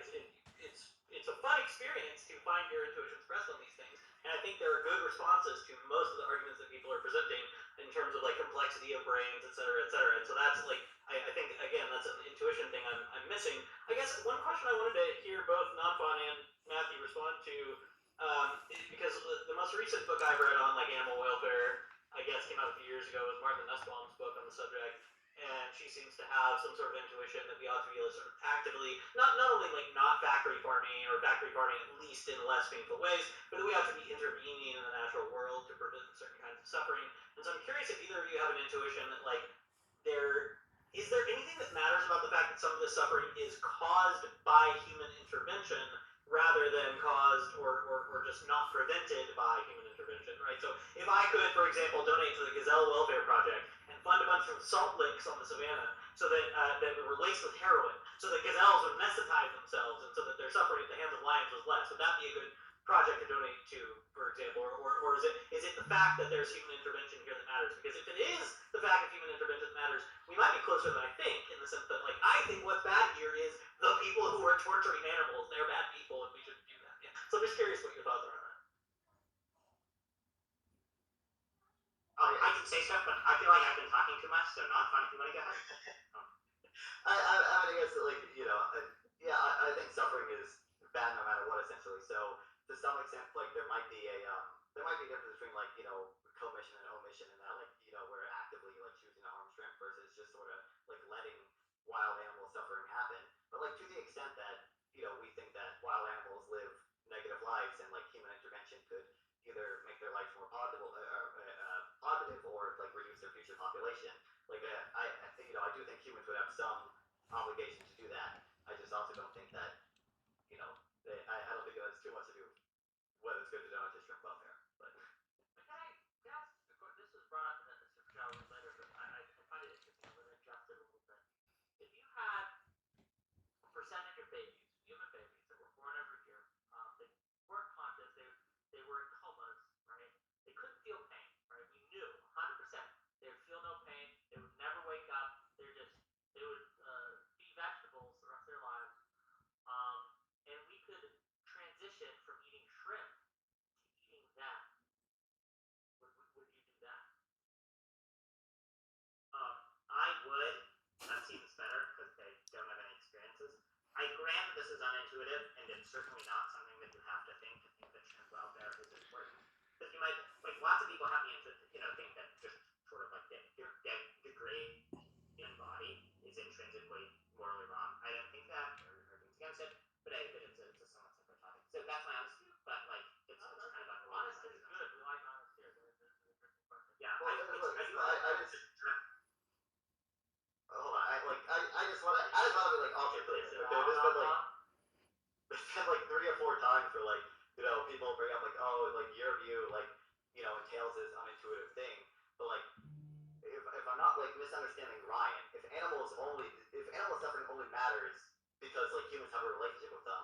Like if someone got like eating a chocolate bar's worth of happiness from skinning a dog alive, and that dog wasn't related to any other human, it seems like Ryan would have to be okay with that. No. You assume some sort of like harm to the person from the experience of torturing. Like then I don't know that follows necessarily. And also, just because I want to keep saying this, Ryan is not a utilitarian. What I'm doing is adopting a utilitarian framework for the purpose of critiquing your position, because it inherently relies on summing harms and good benefits. Oh, we lost him. Oh, he's back. He's yeah. I don't know. Gotta go back. Now, the point I'm making, just to like kind of cut through the. Okay, sorry. Yeah. The shirt mafia. To cut through the philosophy, bro. The. My audio disconnected for a second. Oh, I'm sorry. He's back now again. Okay, sorry about that, Ryan. Finish your point. Yeah, I just, the reason that we keep coming to these counterintuitive positions when we start summing up units of suffering and trying to figure out what to do on the basis of that is that utilitarianism, which this is by extension, though I understand we're not making that argument formally, this sort of moral calculus, when the poster said it's not a math problem, always ends up with absurd conclusions. That's what it does. It's why it's a bad moral system. So the fact that we're arriving at these absurd conclusions is unsurprising to me, because that's how it always goes this way. You end up with the utilitarian monster. You end up with a shrimp costume in your bedroom instead of saving the kids at St. Jude's. I'm sorry, the shrimp costume is cool. But to be clear, what I'm saying is that your view, which you have expressed, also entails ridiculous things, right? So like the example I gave, a dog that's only like known to exist to one person, right? Let's say this one person gets like a trivial amount of happiness from skinning this dog alive. Because you only believe animals have value in relation to their relationship with humans, it seems like you would have to be okay with that person skinning the dog alive, because they're the only person that knows that dog exists. That dog doesn't have rights, and the person gets a trivial amount of happiness from skinning the dog. Yeah, I mean, I would agree with you up to the trivial amount of happiness thing. I don't think that the happiness matters that much. I don't think that there's a moral component to animals outside of their relationship to humans. Correct. So sorry, just one other case. So imagine there's this like machine, okay? It's out in the outer recesses of outer space. Only you know about it. And by spending $1, oh sorry, I should specify what the machine does. Sorry, what the machine does is this is a baby torture machine. For all of eternity, it just like drops every second. It drops like 10 billion dogs into a pit of fire where they slowly roast to death. They're like shrieking in agony and like trying to escape. And you can shut down this machine for $1. You're the only person who knows about it. No one else will know about it. Let's say your memory of it will be wiped in 5 minutes, so certainly it won't have any long-term degradative effects on your character. Is your view that you shouldn't spend money on that because you should give it to St. Jude's? No, I mean, A, yes, but B, I think that I don't think I have a moral obligation in either case. But on my view, but my obligation to the hypothetical puppy killing machine is zero. I don't think I have any obligation. This is not my situation. Has no connection to me. No. I mean, I just think like that's kind of crazy, you know, because I think it's bad to be in excruciating agony, and if you can prevent a very, very large amount of bad stuff from happening at small cost, you should do so. I want to address something Eucharist said earlier. And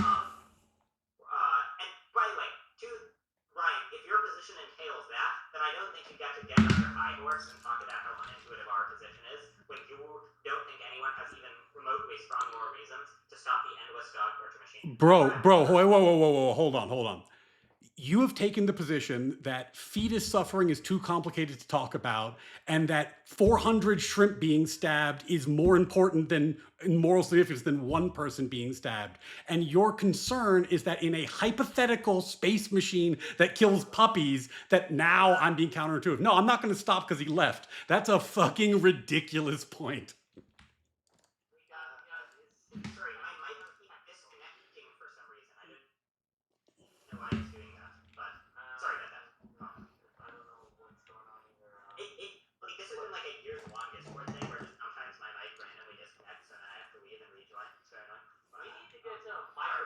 Yeah. project. And for the record, just because Welfare project to donate to Matthew. yeah. Make sure that he can have a better audio connection. And look, I'm not saying people shouldn't donate to the Shrimp Welfare Project. If it makes people happy, if they want to do it, if it makes them feel good, they should do it. I'm merely pointing out that the equivalencies that are being drawn here are not just counterintuitive; they are bordering on insane. And I think that when you start adding up suffering in the way that you're doing, this is the outcome you get. This is why people hate utilitarianism, because it leads to these insane conclusions when anybody who looks at the human species would say, you know what? These are our prey animals. Our job is not to take care of their well being, our job is to eat them. Yeah, I want to give it to Matthew James. I have a question for you, Chris. Go ahead, Matthew. Hey, can you all hear it? Oh, okay, you can. Cool. So I thought it had disconnected again. Very good. Sorry. So, I guess I find the idea that it's not a good use of a dollar to shut off the infinite dog portion. I think it to be way more counterintuitive than the stuff that I've said. Um, I think the stuff I've said, I don't actually think it's counterintuitive. Like, it sort of sounds weird when you hear it, but when you really just think about what it's like to be a shrimp, you think about like just these creatures who can plausibly feel intense pain, just like experiencing really terrible experiences that are like the experiences that you or I would experience when we're in intense pain.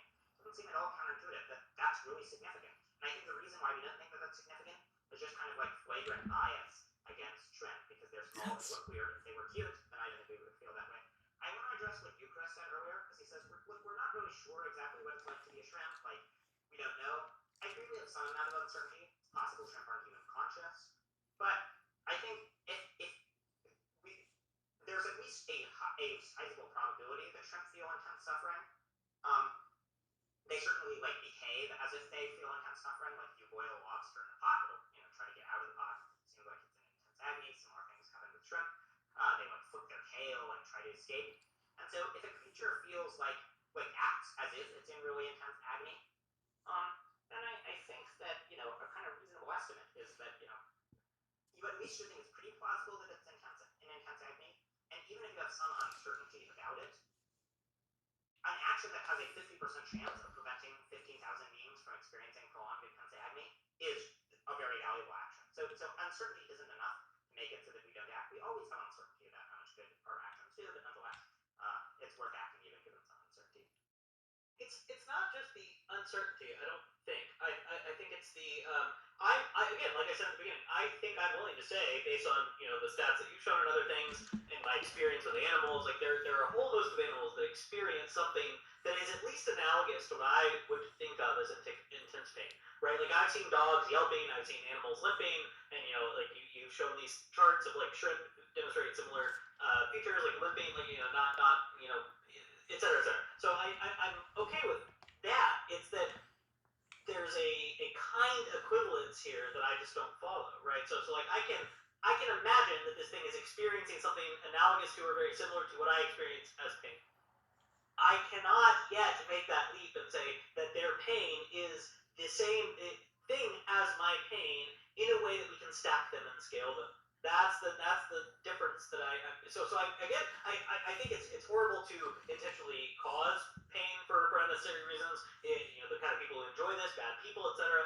There's a question though. Yeah. So the reason I bring up the nickel thing is like you're like, well, I can imagine what it's like to be a shrimp. And I'm like, can you? You can imagine being a little bug-like creature, but like his point in this article is like, yeah, I mean, like I can imagine what it's like to hang upside down and to have leathery wings. But at that point, I'm just like, I can imagine what it's like to experience human consciousness in a slightly different or majorly different physical form. I have not yet been able to conceive of what it's like to be a bat. And I think that's a very compelling point.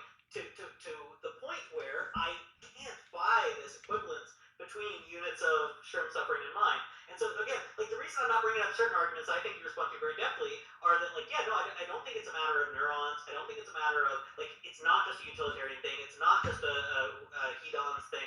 I think you address those problems very well. There's just I think at a fundamental base level thing when you lay out your three-part syllogism of like, if you can prevent a lot of suffering for a little bit of money, you should do it. You can prevent a lot of suffering with this money for the Shrimp Welfare Project, so you should do it. I'm just like, the suffering units are the thing I'm grappling with, and I just have not been able to bridge that gap intuitively yet. I don't think you need to have like precise units or anything. The idea is just that like like there's some like very intuitive sense in which if you prevent lots of people, lots of beings from experiencing experiences that feel really bad, then you've prevented a lot of suffering. Like this doesn't require that you're a utilitarian. Like even non-utilitarians should say like sparing 10,000 dogs from burning alive prevents a lot of suffering. Maybe it's not precise, maybe the exact amount is vague or something, but like it's a fairly intuitive notion that I don't think requires very strange utilitarian kinematics. So I guess I'd be curious, Chris. So suppose that like you were able to like plug into a VCR machine where you were able to see things from the perspective of a shrimp, and it turned out that shrimp, when they suffered, it basically felt like it feels to be a human, except just when you're not, except minus like higher order reflection or Like a chat with one of my streams, yeah. or like various ability to like reflect in various ways. If it turned out that what it felt like to be a shrimp was it just like really hurt, when they were excited. Would you think that then giving to the Shrimp Welfare Project was valuable? I'm not laughing at you. I just checked X. Wick, well done. No, I guess that this is where I'm running into a difficulty. I'm not even like opposed to the idea of the shrimp welfare. Like I think it's a great thing. In the past 40 to 50 years, we have made advances in farming that are more humane, right? I think it's a good thing that probably, well, I don't know if this is actually true empirically, but if it is the case, I think it's a good thing that reflection on animal suffering has led to fewer animal suffering. We do things in more humane ways on big animal farms, etc. And I'm not even opposed to the idea of studying shrimp. Like yeah, again, like the people who are doing that, that's a bad thing. So I'm not like saying I think people are doing bad things when they donate to the Shrimp Welfare Project. I'm questioning the calculation that leads me to think that my dollars from the Shrimp Welfare Project are best used there compared to et cetera, et cetera. So that's to be clear, I don't think it's obvious what the best charity is. Like there are other charities that are really valuable, especially if you start like buying big brain like utilitarian arguments. There are lots of other organizations that you can give money to that are very valuable. I guess the thing I want to convince people of is like this is a good place to give money. It's something that people should seriously think about. Whether it's the absolute best charity or just like one of the really good charities, I don't know. There are quite a few. But I think it's at least clear that it's like a good thing to do to give your money. It's not some idiotic organization that people only give to because they have had their brains subsumed by the utilitarian virus. I think sure. I guess my point, I guess, is I think somebody can agree this might be a good thing to do and arrive at a similar moral conclusion for very, very different reasons that don't have all the same implications that I'm concerned with. So I think that's where I'm running into some difficulty. I mean, you're on our side here. Like you're not a utilitarian, but you're pro Shrimp Welfare Project. You think it's so funny to them. No, so the most compelling case that I've seen, I've been poking for the past week or so in the lead up to this. You have an article. This was exactly what I was looking for. You have an article specifically on virtue ethical reasons for donating to the Shrimp Welfare Project. That's largely where I place myself. I couldn't present a great defense of virtue ethics off the top of the dome, but I can say that I think that's largely the camp I put myself in. I don't agree even there with all of your arguments that like it would be a virtue ethical thing to develop empathy for shrimp. These are not things that I'm convinced of. I think that somebody who wants to be a good person, who does not want to be the kind of person who enjoys torturing animals, might do that for different reasons than the development of empathy for shrimp. And again, so this is a question I led off with at the beginning was I'm most interested, I think, in the long-term implications of this, not in the like utilitarian monster situation where all we're doing is shaving shrimp at the expense of the human race, but in the sense that like what does a human being 100 years from now look like who's been sufficiently convinced they should care this much about shrimp?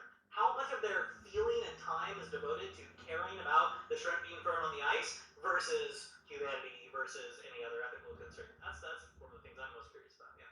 I think you need to like have super strong, like to recognize that something is valuable, you don't have to have super strong feelings about it. Like I think that the Shrimp Welfare Project is quite valuable. Okay, but I didn't spend very much time like lamenting in letting out great cries of anguish about the suffering of the shrimp. It doesn't make me sad. That just means you don't believe it. Okay, no, sorry.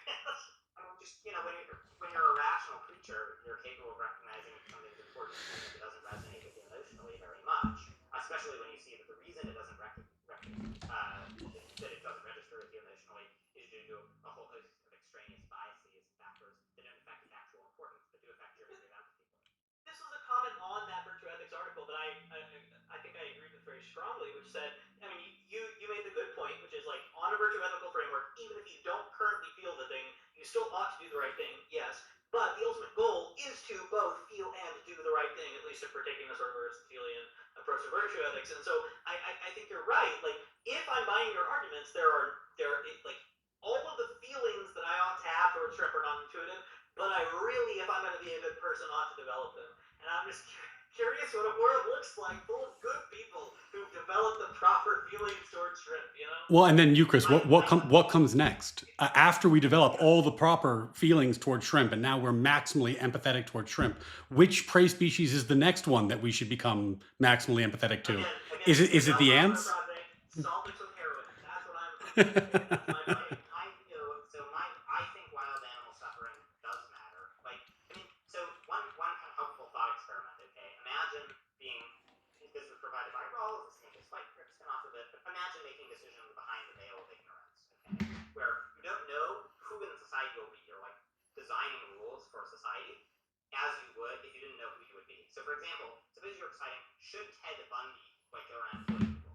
Well, you'd obviously be opposed to that if you were behind the veil of ignorance, because you'd be way more likely to be one of the people killed than the person who got slight comparative pleasure from killing other people. But if you behind the veil of ignorance, you'd be vastly likelier to be a farmed shrimp than a person, and the odds would be nearly 100% that you'd be a farmed animal. There are 440 billion farmed shrimp killed painfully every year. Okay, so that means that roughly 4 times the number of people who have ever lived, 4 times that many farmed shrimp are killed every single year. The number of wild caught shrimp killed is like 10 trillion or something. It's insane, and the number of wild shrimp is vastly more than that. But I don't know. I think wild animal suffering it's an important thing. Now you can think shrimp welfare matters. Like you can buy the kind of virtue ethics case for caring about shrimp welfare. You can also buy the case that just we should try to stop bad things done by humans. You don't think that wild animal welfare matters. The case for shrimp welfare really it doesn't require anything that controversial beyond the idea just that like if humans are causing lots of suffering and you can stop it at minimal cost, it's valuable to do so.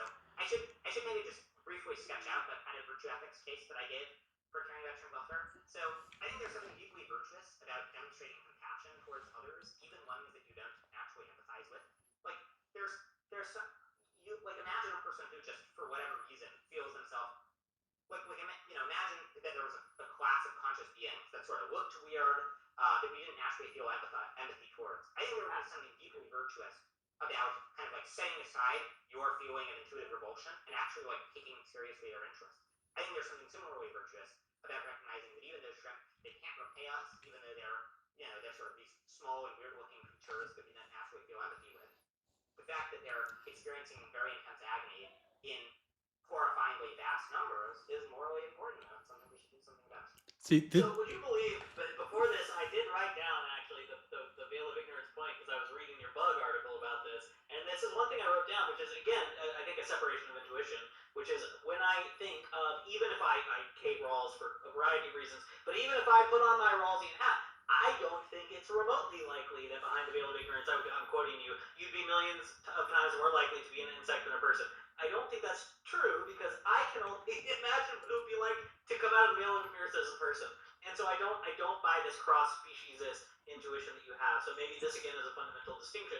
And you say as well, like because they're little, they're weird, they look goofy, and then in that same article you say if we imagine these insects have human bodies, right, similar intellects but human bodies to correct for what you call the superficial bias, it's obvious that if we were surrounded by 100 million people who looked like us but who were like slightly dumber, we wouldn't just torture them dead. Again, kind of fair, but again, my Aristotelian intuitions are poking through, which is if we give a bunch of people, if we give a bunch of bugs functionally human bodies with a lower intellect, they're dumb people. And so something has changed fundamentally. They are of a similar species to me that I have some regard for. No, and the veil of ignorance point assumes some sort of moral equivalency within a society. It must, because for example, like if we're going to include every living thing behind the veil of ignorance, then I would say, Well, for the number of species whose lives would improve if humans just did not exist would be high because we would no longer occupy the space we do on the food chain. We would no longer be polluting. So it would be better if there were no humans behind the veil of ignorance. Using the veil of ignorance that way is exactly the problem I've been trying to draw your attention to, which is that you are drawing an equivalency between prey species and us that I not only is counterintuitive, I don't think works on any level, either because as Eucharist has been saying, we can't imagine their experience, or because we don't know what their experience is, or because we simply are not the same as them. We occupy a different space, we have a different dignity, we have a different moral worth. So I agree. Well, I actually think humans have decreased net wild animal suffering. I mean, the basic case for this, I think most, well, we could argue it, but I think it's because most wild animals live very bad lives, and so it's good to decrease wild animal population. But this is stuff all way more controversial than the shrimp stuff. I mean, I guess I'm suspicious of this idea. Like, I think that having the right ethical view might have surprising implications. It might turn out that if it turns out that we're failing to take seriously the interests of nearly all the creatures in the world that matter, then when we start taking their interests seriously, it wouldn't be surprising if that had lots of counterintuitive ethical implications. But again, I don't think this assumes, these are all much more controversial things that I believe that you don't have to believe because it's good to stop lots of shrimp torture by spending 1 penny. It's like I agree that like full-on utilitarianism saying that like welfare and suffering is the only thing that matters, right? That does lead to counterintuitive conclusions, and now I think there are theories and solutions to those, obviously. But all that we have to accept for donating to the Shrimp Welfare Project to be good is that shrimp suffering at least matters somewhat, right? And like, as so long as you don't violate whatever like side constraints that you have, so long as you aren't violating people's, for instance, if you value rights like infinitely, so long as you aren't violating someone's rights to give to the Shrimp Welfare Project, like it would still be a pretty good thing to donate to the Shrimp Welfare Project. Again, even if shrimp suffering matters less because of like just the sheer scale of the number of shrimp that you can help. Well, so Nanfan, how would you evaluate the trade-offs? Like, if I said to you, I would rather give my $5 to my buddy Wick so he can get some whiskey for his birthday. Why is that a worse use of money than saving 5 times 15,000 shrimp? So for my moral system, right, like what's relevant for my moral system is suffering and welfare. Like I agree. Like the way I would evaluate it is just like the expected value of doing either action on the total amount of utility in the world, right? But that's what's relevant for my moral system. I think what's relevant for most people's moral system and for a lot of normies who aren't necessarily committed to one moral system to the other is simply that welfare and like utility matters at least sometimes, right? Like it is at least a consideration sometimes that we should make. And the Shrimp Welfare Project is really good at reducing suffering. Speaking of reducing suffering and increasing my ability, exactly. $2 is such a logic to say, is this a Sharia compliment? Or is this Sharia compliant? I don't know Sharia law. Still $1. This conversation is not halal. Sure, for 9 months. 9 months, damn. You're having your string baby with me. Okay. How many humans are being stabbed if I donate? Well, we'll find out later. $2 to Bill 1,000 to say funding to Wick Foundation. Thank you. $10 from Artemis Fowl to say how many. Well, that was the basic question. How many permanently comatose child patients who found ill and unconscious will shrimp simp let expire and save 200 shrimp? We already had that discussion. $10 from JMac to say don't eat comatose babies. I mean, I don't think this needs to be said. AK Batozai to say 5 for $5. Am I morally obligated to spend less money buying my next vehicle because I know it can save more shrimp? And then $10 from Artist Fowl to say a shrimp simp shot in the vasectomy yet. Only way to actually reduce shrimp pain is to reduce the human population. Practice your beliefs. Take it to its logical conclusion. $10. I don't think that's the logical conclusion. Aren't you pro-natalist? Pretty sure Matthew's pro-natalist. I'm pretty sure I read that. Oh yeah. I'm a big pro-natalist. Yeah. So I'm very much in favor of more people. More people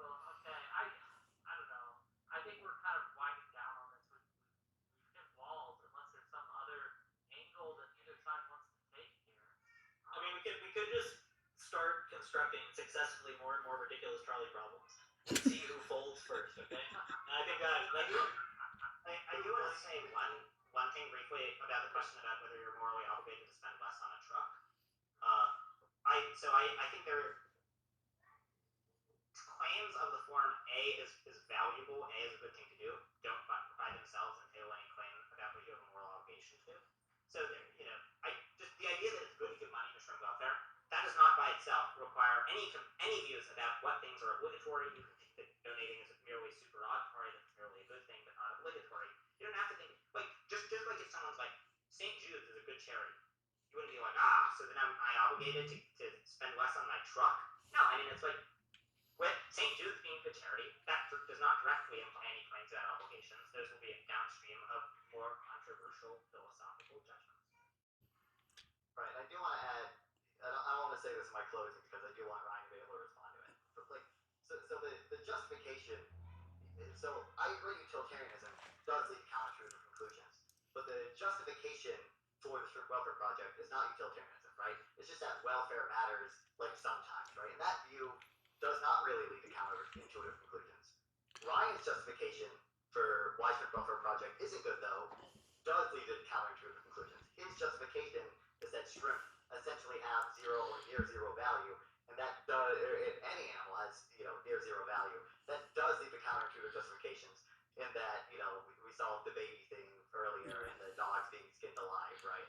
That's While I appreciate that this argument is not being presented in a strictly utilitarian sense, it's built on a utilitarian frame. And what I mean by that is it inherits some of the same problems.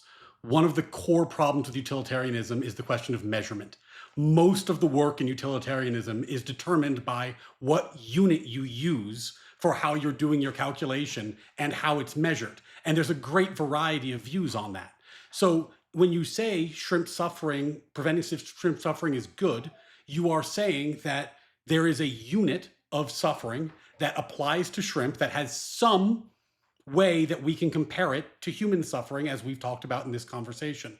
But that's not a given. It's not a given even on utilitarianism. In fact, as I said earlier, most utilitarians I talk to use human flourishing as their metric, where this would just fall out, unless we're talking about the impact on humans, as Eucharist highlighted earlier. So the problem here is not avoided by not being a formal utilitarian argument, because the same issue rises to the surface, which is, well, we need to come up with the metric. And the metric that's been presented here, whether it's 400 shrimp to one human, seems to have some rather serious problems. I mean, you don't actually need to come up with a metric of how much, to weigh human welfare against animal welfare to buy this argument, any more than you need to have a metric about how to weigh suffering in all cases. To think, imagine someone made this argument: you shouldn't work your dogs because it hurts the dogs, and so it causes them lots of suffering. Mm-hmm.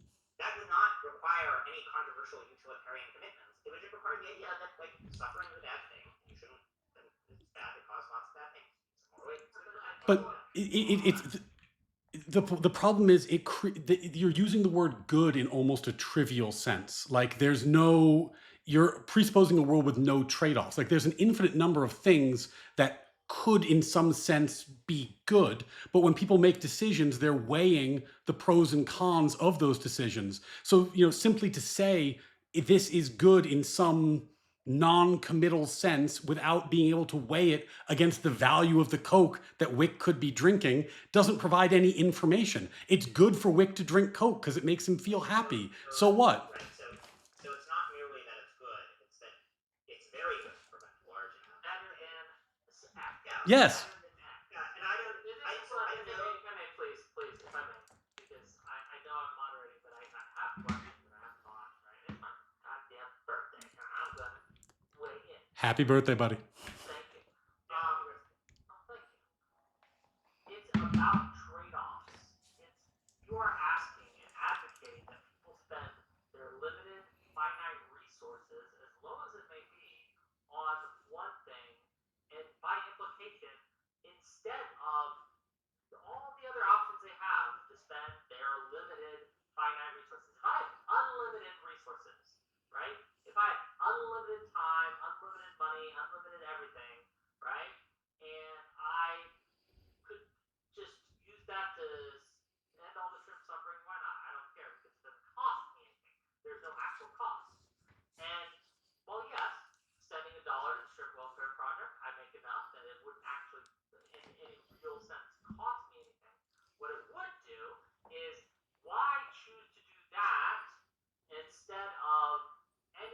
number of things that I could be doing. And so if I'm going to stop the suffering of shrimp over any other kind of thing, I have to know why shrimp suffering matters and how much it matters. And the how much it matters does play into that. I just naturally. I agree. Certainly, how much it matters will affect it to some degree. My point is just like you don't have to know the exact ratio for it to be clear that it's going to use money anymore. I have some estimate though. Like I have to like. Well, I mean, obviously, I if don't know. I was to say a shrimp, I'd be like, no, fuck that shrimp. That shrimp's gonna die, and it's gonna die painfully because my dollar's worth more than that single shrimp, right? So, I mean, yeah, no, but so yeah, I mean, well, I think probably it would be a fine use of a dollar to spend it to save a shrimp. It would be better than if spending you had $10, I'm asking you, Matthew, if it cost $100 to save a single shrimp, would you pay that? I would not. Okay, so it gets into the calculation. What is your kind of limit for a single shrimp? And then you're again putting a value, making a measurement of how much to you specifically this shrimp is worth. Okay, this shrimp suffering is worth.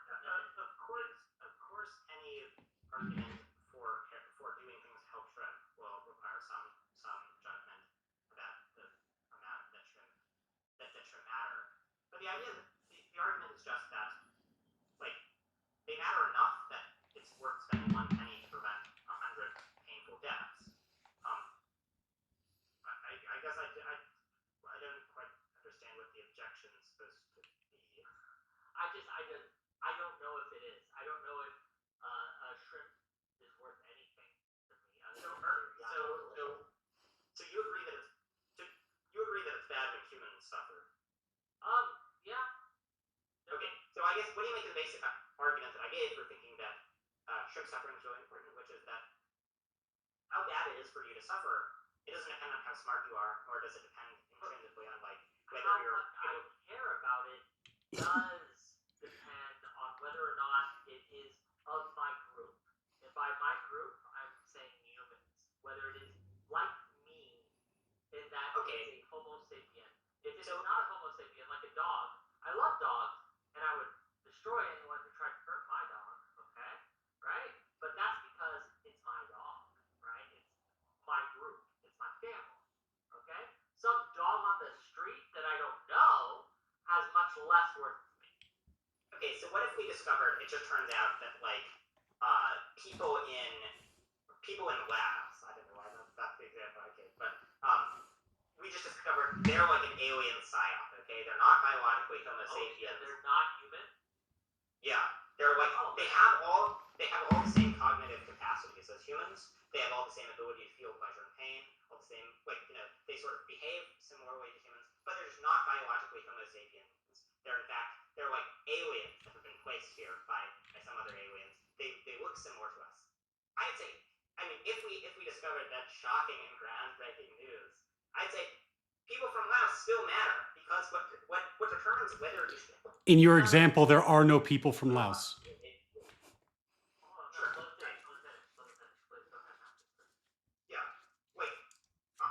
If that happened, it would still be worth caring about the sentient beings in Laos that we previously believed to be people. But only because we previously believed them to be people. Only because there's that history there. Only because there is that like shared history between our species that has grown for thousands of years, right? But if I'll give you an example. If is it okay to torture Superman? If an alien spaceship crashed into Earth, okay? If it crashed into Earth, and I had to pick whether to save a single human baby or those aliens, right? I pick the baby over those aliens. Even if the aliens had like the same mental capacities as humans, Yes. So you'd save like one human over any number of like Krypton. I would genocide entire planets of other non-human species to save humanity. It is okay to be biased towards your species. Like that is I'm a human supremacist. yeah. That is the thing I care about is my species. I don't I think that when you start getting to this world where we're saying that we should care, but we can't specify how much, and we can't specify what the trade-off should be, this Okay, I will say this in case the aliens ever listen to this. I'm joking, and I will be totally on your side. Glory to our new alien overlords. I just want to make that clear in case this ever gets broadcast to our alien overlords, right? This is me just kidding. But you know what I mean. Like, does that make sense at least consistency wise? I mean, I guess it's consistent, but I don't think it's very plausible because I don't think that how much you someone your obligations to them don't just drop to zero because they're not biologically Homo sapien. I think what matters about people is not like their biology. What matters about people is that they're like sentient beings who have the ability with who have capacities of various sorts. It just seems sort of oddly fetishistic to care about the mere fact that someone that fetishes too. I don't want anything but human. That's true. it's a common fetish, Wick. I have a fetish of men at least. But anyway, I agree with you that like in other scenarios that I could be persuaded to change my mind given enough time to get enough argument. That's fair. I'm not going to die on this hill right now. Like I can see your arguments. I do. I understand them. But shrimp are not we're not talking about shrimp. Shrimp are, we know them, we know they're not humans, we know they don't have even close to the same sentience as humans. We know this. I just don't care about them. And to the extent I would stop their suffering, it would be to assuage my guilt, right? And that would be the whole. But I think you should have empathy for others. You should, rather than just like consulting with how little you care about them. Yes. But I think when you're deciding whether others matter, you should sort of put yourself in their shoes. You should imagine what it would be like to be them.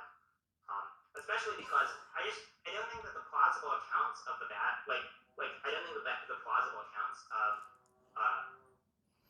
the badness of pain are tied to the fact that we're Homo sapien. Like if you stub your toe, you're not like this is terrible because I'm biologically Homo sapien, so this is intrinsically very bad. You're like this is care about others because they are of me. Yeah, that's Wick's objection. It's not about the pain. It's about whether we care about the pain. Whether I care about it enough to take action. But I'm saying if you think how bad the pain is not a function of their species, and you should care about things that are bad, at least trying to prevent them. You're failing to make that leap. Like I agree with you that other species can feel pain. Shrimp, dogs, cats, whatever. I'm saying that the only reason I care about a dog's pain is it's because of what I feel towards that dog, right? So it's centered on me, centered on my humanity, right? I would not like people in China eat dogs because they just don't care, right? They just don't care. They don't have the same intuition, the same history, and they say I don't think that's immoral for them. It's not something I would do, but I don't think that's immoral for them to do. There's a weird thing that happens when you overextend empathy outside the human species. So, true conversation I had once. I was talking, maybe being a bit of a philosophy bro and a jerk in this conversation, so you can judge me for that. But I was talking to a vegan I know, and she was talking about the moral horror of eating chicken eggs. And because they could grow, they could have been fertilized, they could have become chickens. This is in her mind immoral. I also know, because I know this person, that she personally chose to have an abortion. Now, there's a cognitive dissonance there because she ascribes, with her empathetic way, value to unborn chickens in a way she does not prescribe to unborn humans. And that's a very strange place to reach. And I think oftentimes people reach it with this kind of blind, quasi-utilitarian empathetic approach where we're going to say, well, it's a problem to be biased towards your own species. Like, of course you're biased towards your own species. What better thing could there be to be biased towards? My view is you should pursue the good, okay? And so you shouldn't be biased in your pursuit of the good. And it's perfectly fine to have a stronger emotional reaction to things that affect your species. But even if you have a massive bias to your species, you count the welfare of your species 10,000 times more than the welfare of other species, the Shrimp Welfare Project still ends up looking pretty good.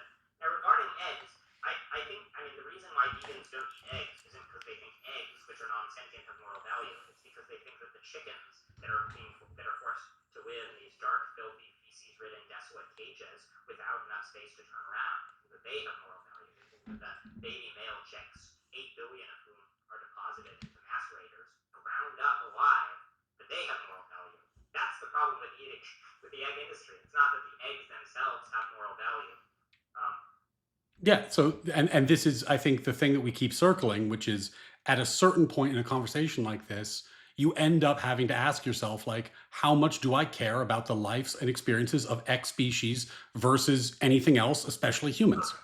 Okay, speaking of circling, we've circled the drain on this. So what we're gonna do is we're going to read these last super chats. I'm gonna give you guys closing statements, and then we're going to transition to the next segment. We're gonna bring on Stardust to sing me happy birthday.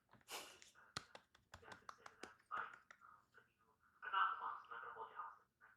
I'm not gonna trap you in a hard cell. Okay, so you have to lay eggs for me. But let's bring on Malik for $10 to say, Shrimp Man, when you're vacuuming your house or washing your sheets, you're killing millions of dust mites. Will you stop vacuuming and washing your sheets?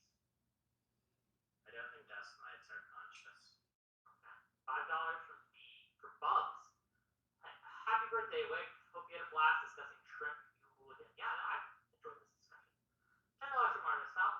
Will Shrimp Sim support a fund that seeks to remove shrimp without sensation and instantly and is 100% effective? That is far more likely than eliminating the bad sensation by saving them.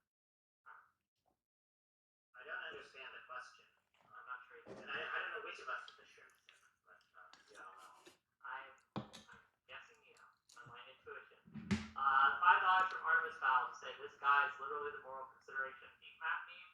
He would protect literal demons from free rent. Okay, with that, I'm gonna give you first, the mic, then we're gonna circle around and we're gonna have Matthew the last word. And gang, I have a links to all their stuff in my YouTube description. So if you have enjoyed what they had to say, they have spent their time coming onto my show to give you content. Please spend a little time. Go. They're not shrimp, they're humans. Okay, so go and give them some moral consideration. Give them a follow. Help them out. Read their Substack. What have you. Do that. What do we got coming up? This is the last show for the week. On Tuesday, we're going to have Touch on the Wicked College Show. I wonder what we'll talk about.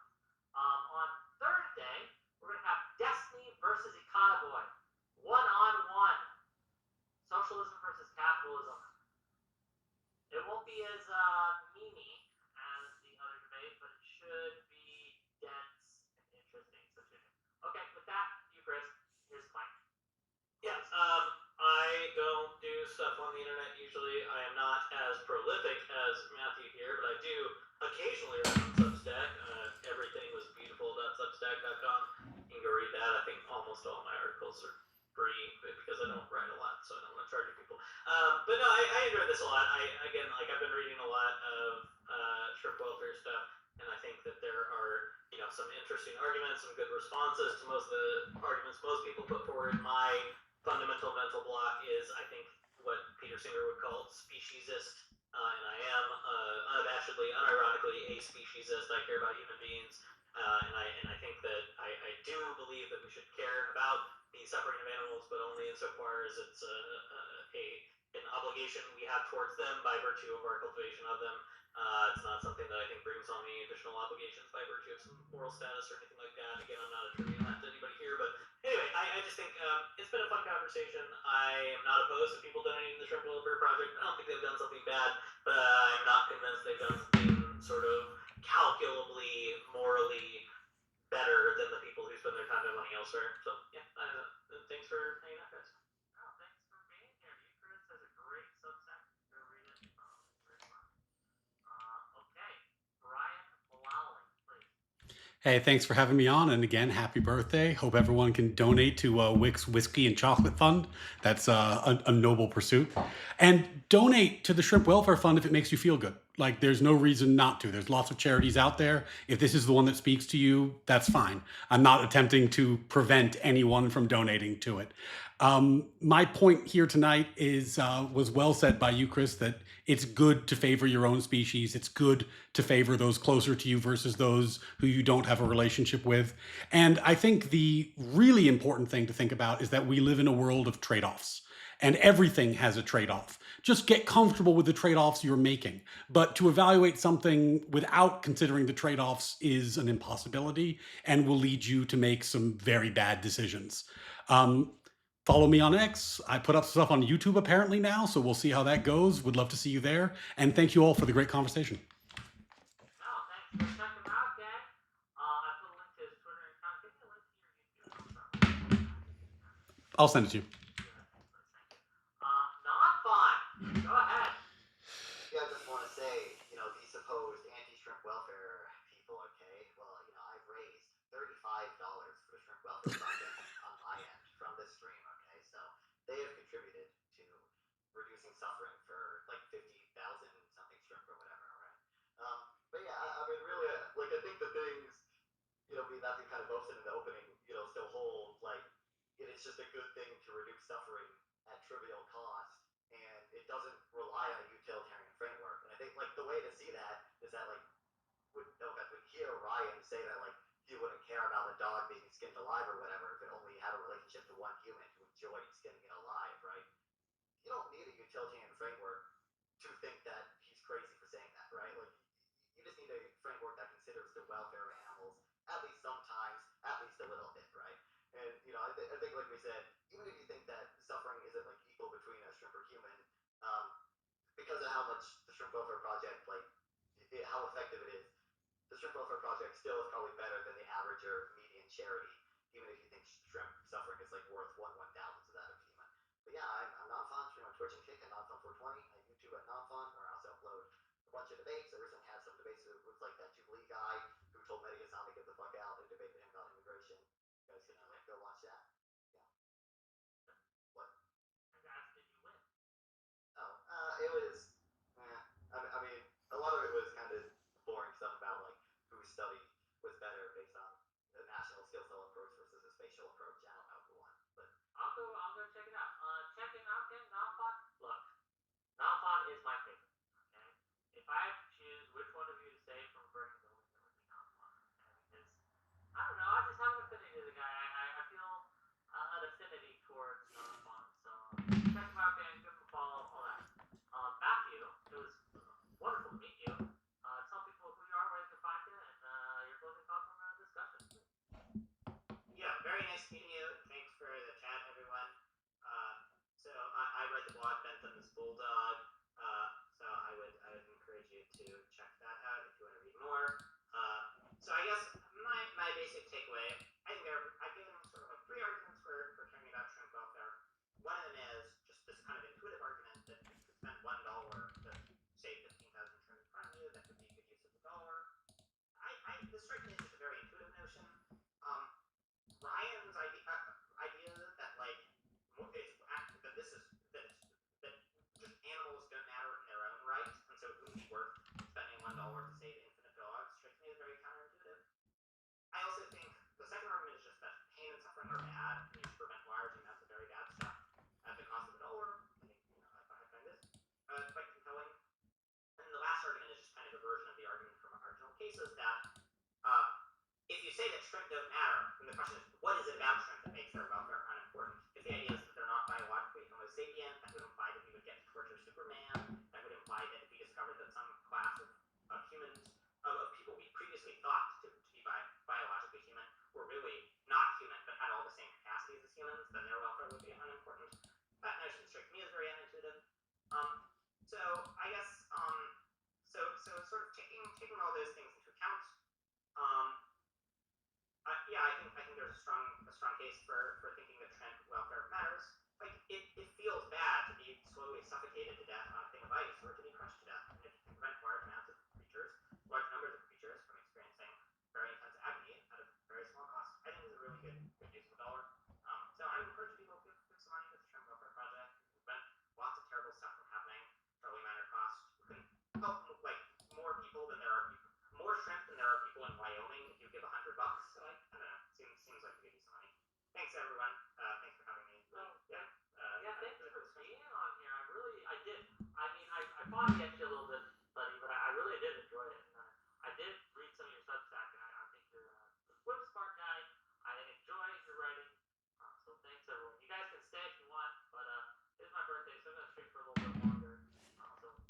birthday, Wick. Everybody give him your money, okay? Give him, if you give Wick $100, I will torture 100 shrimp, okay? Alright, that's my... Alright, I'm gonna go. Y'all have a good night. Happy birthday, Yeah. Wick. Wick, how many donos for you to order shrimp scampi? Man, $100, $100 more, and I will order shrimp scampi to get tomorrow. Don't do it. Evil. You are horrible. Be good, everyone.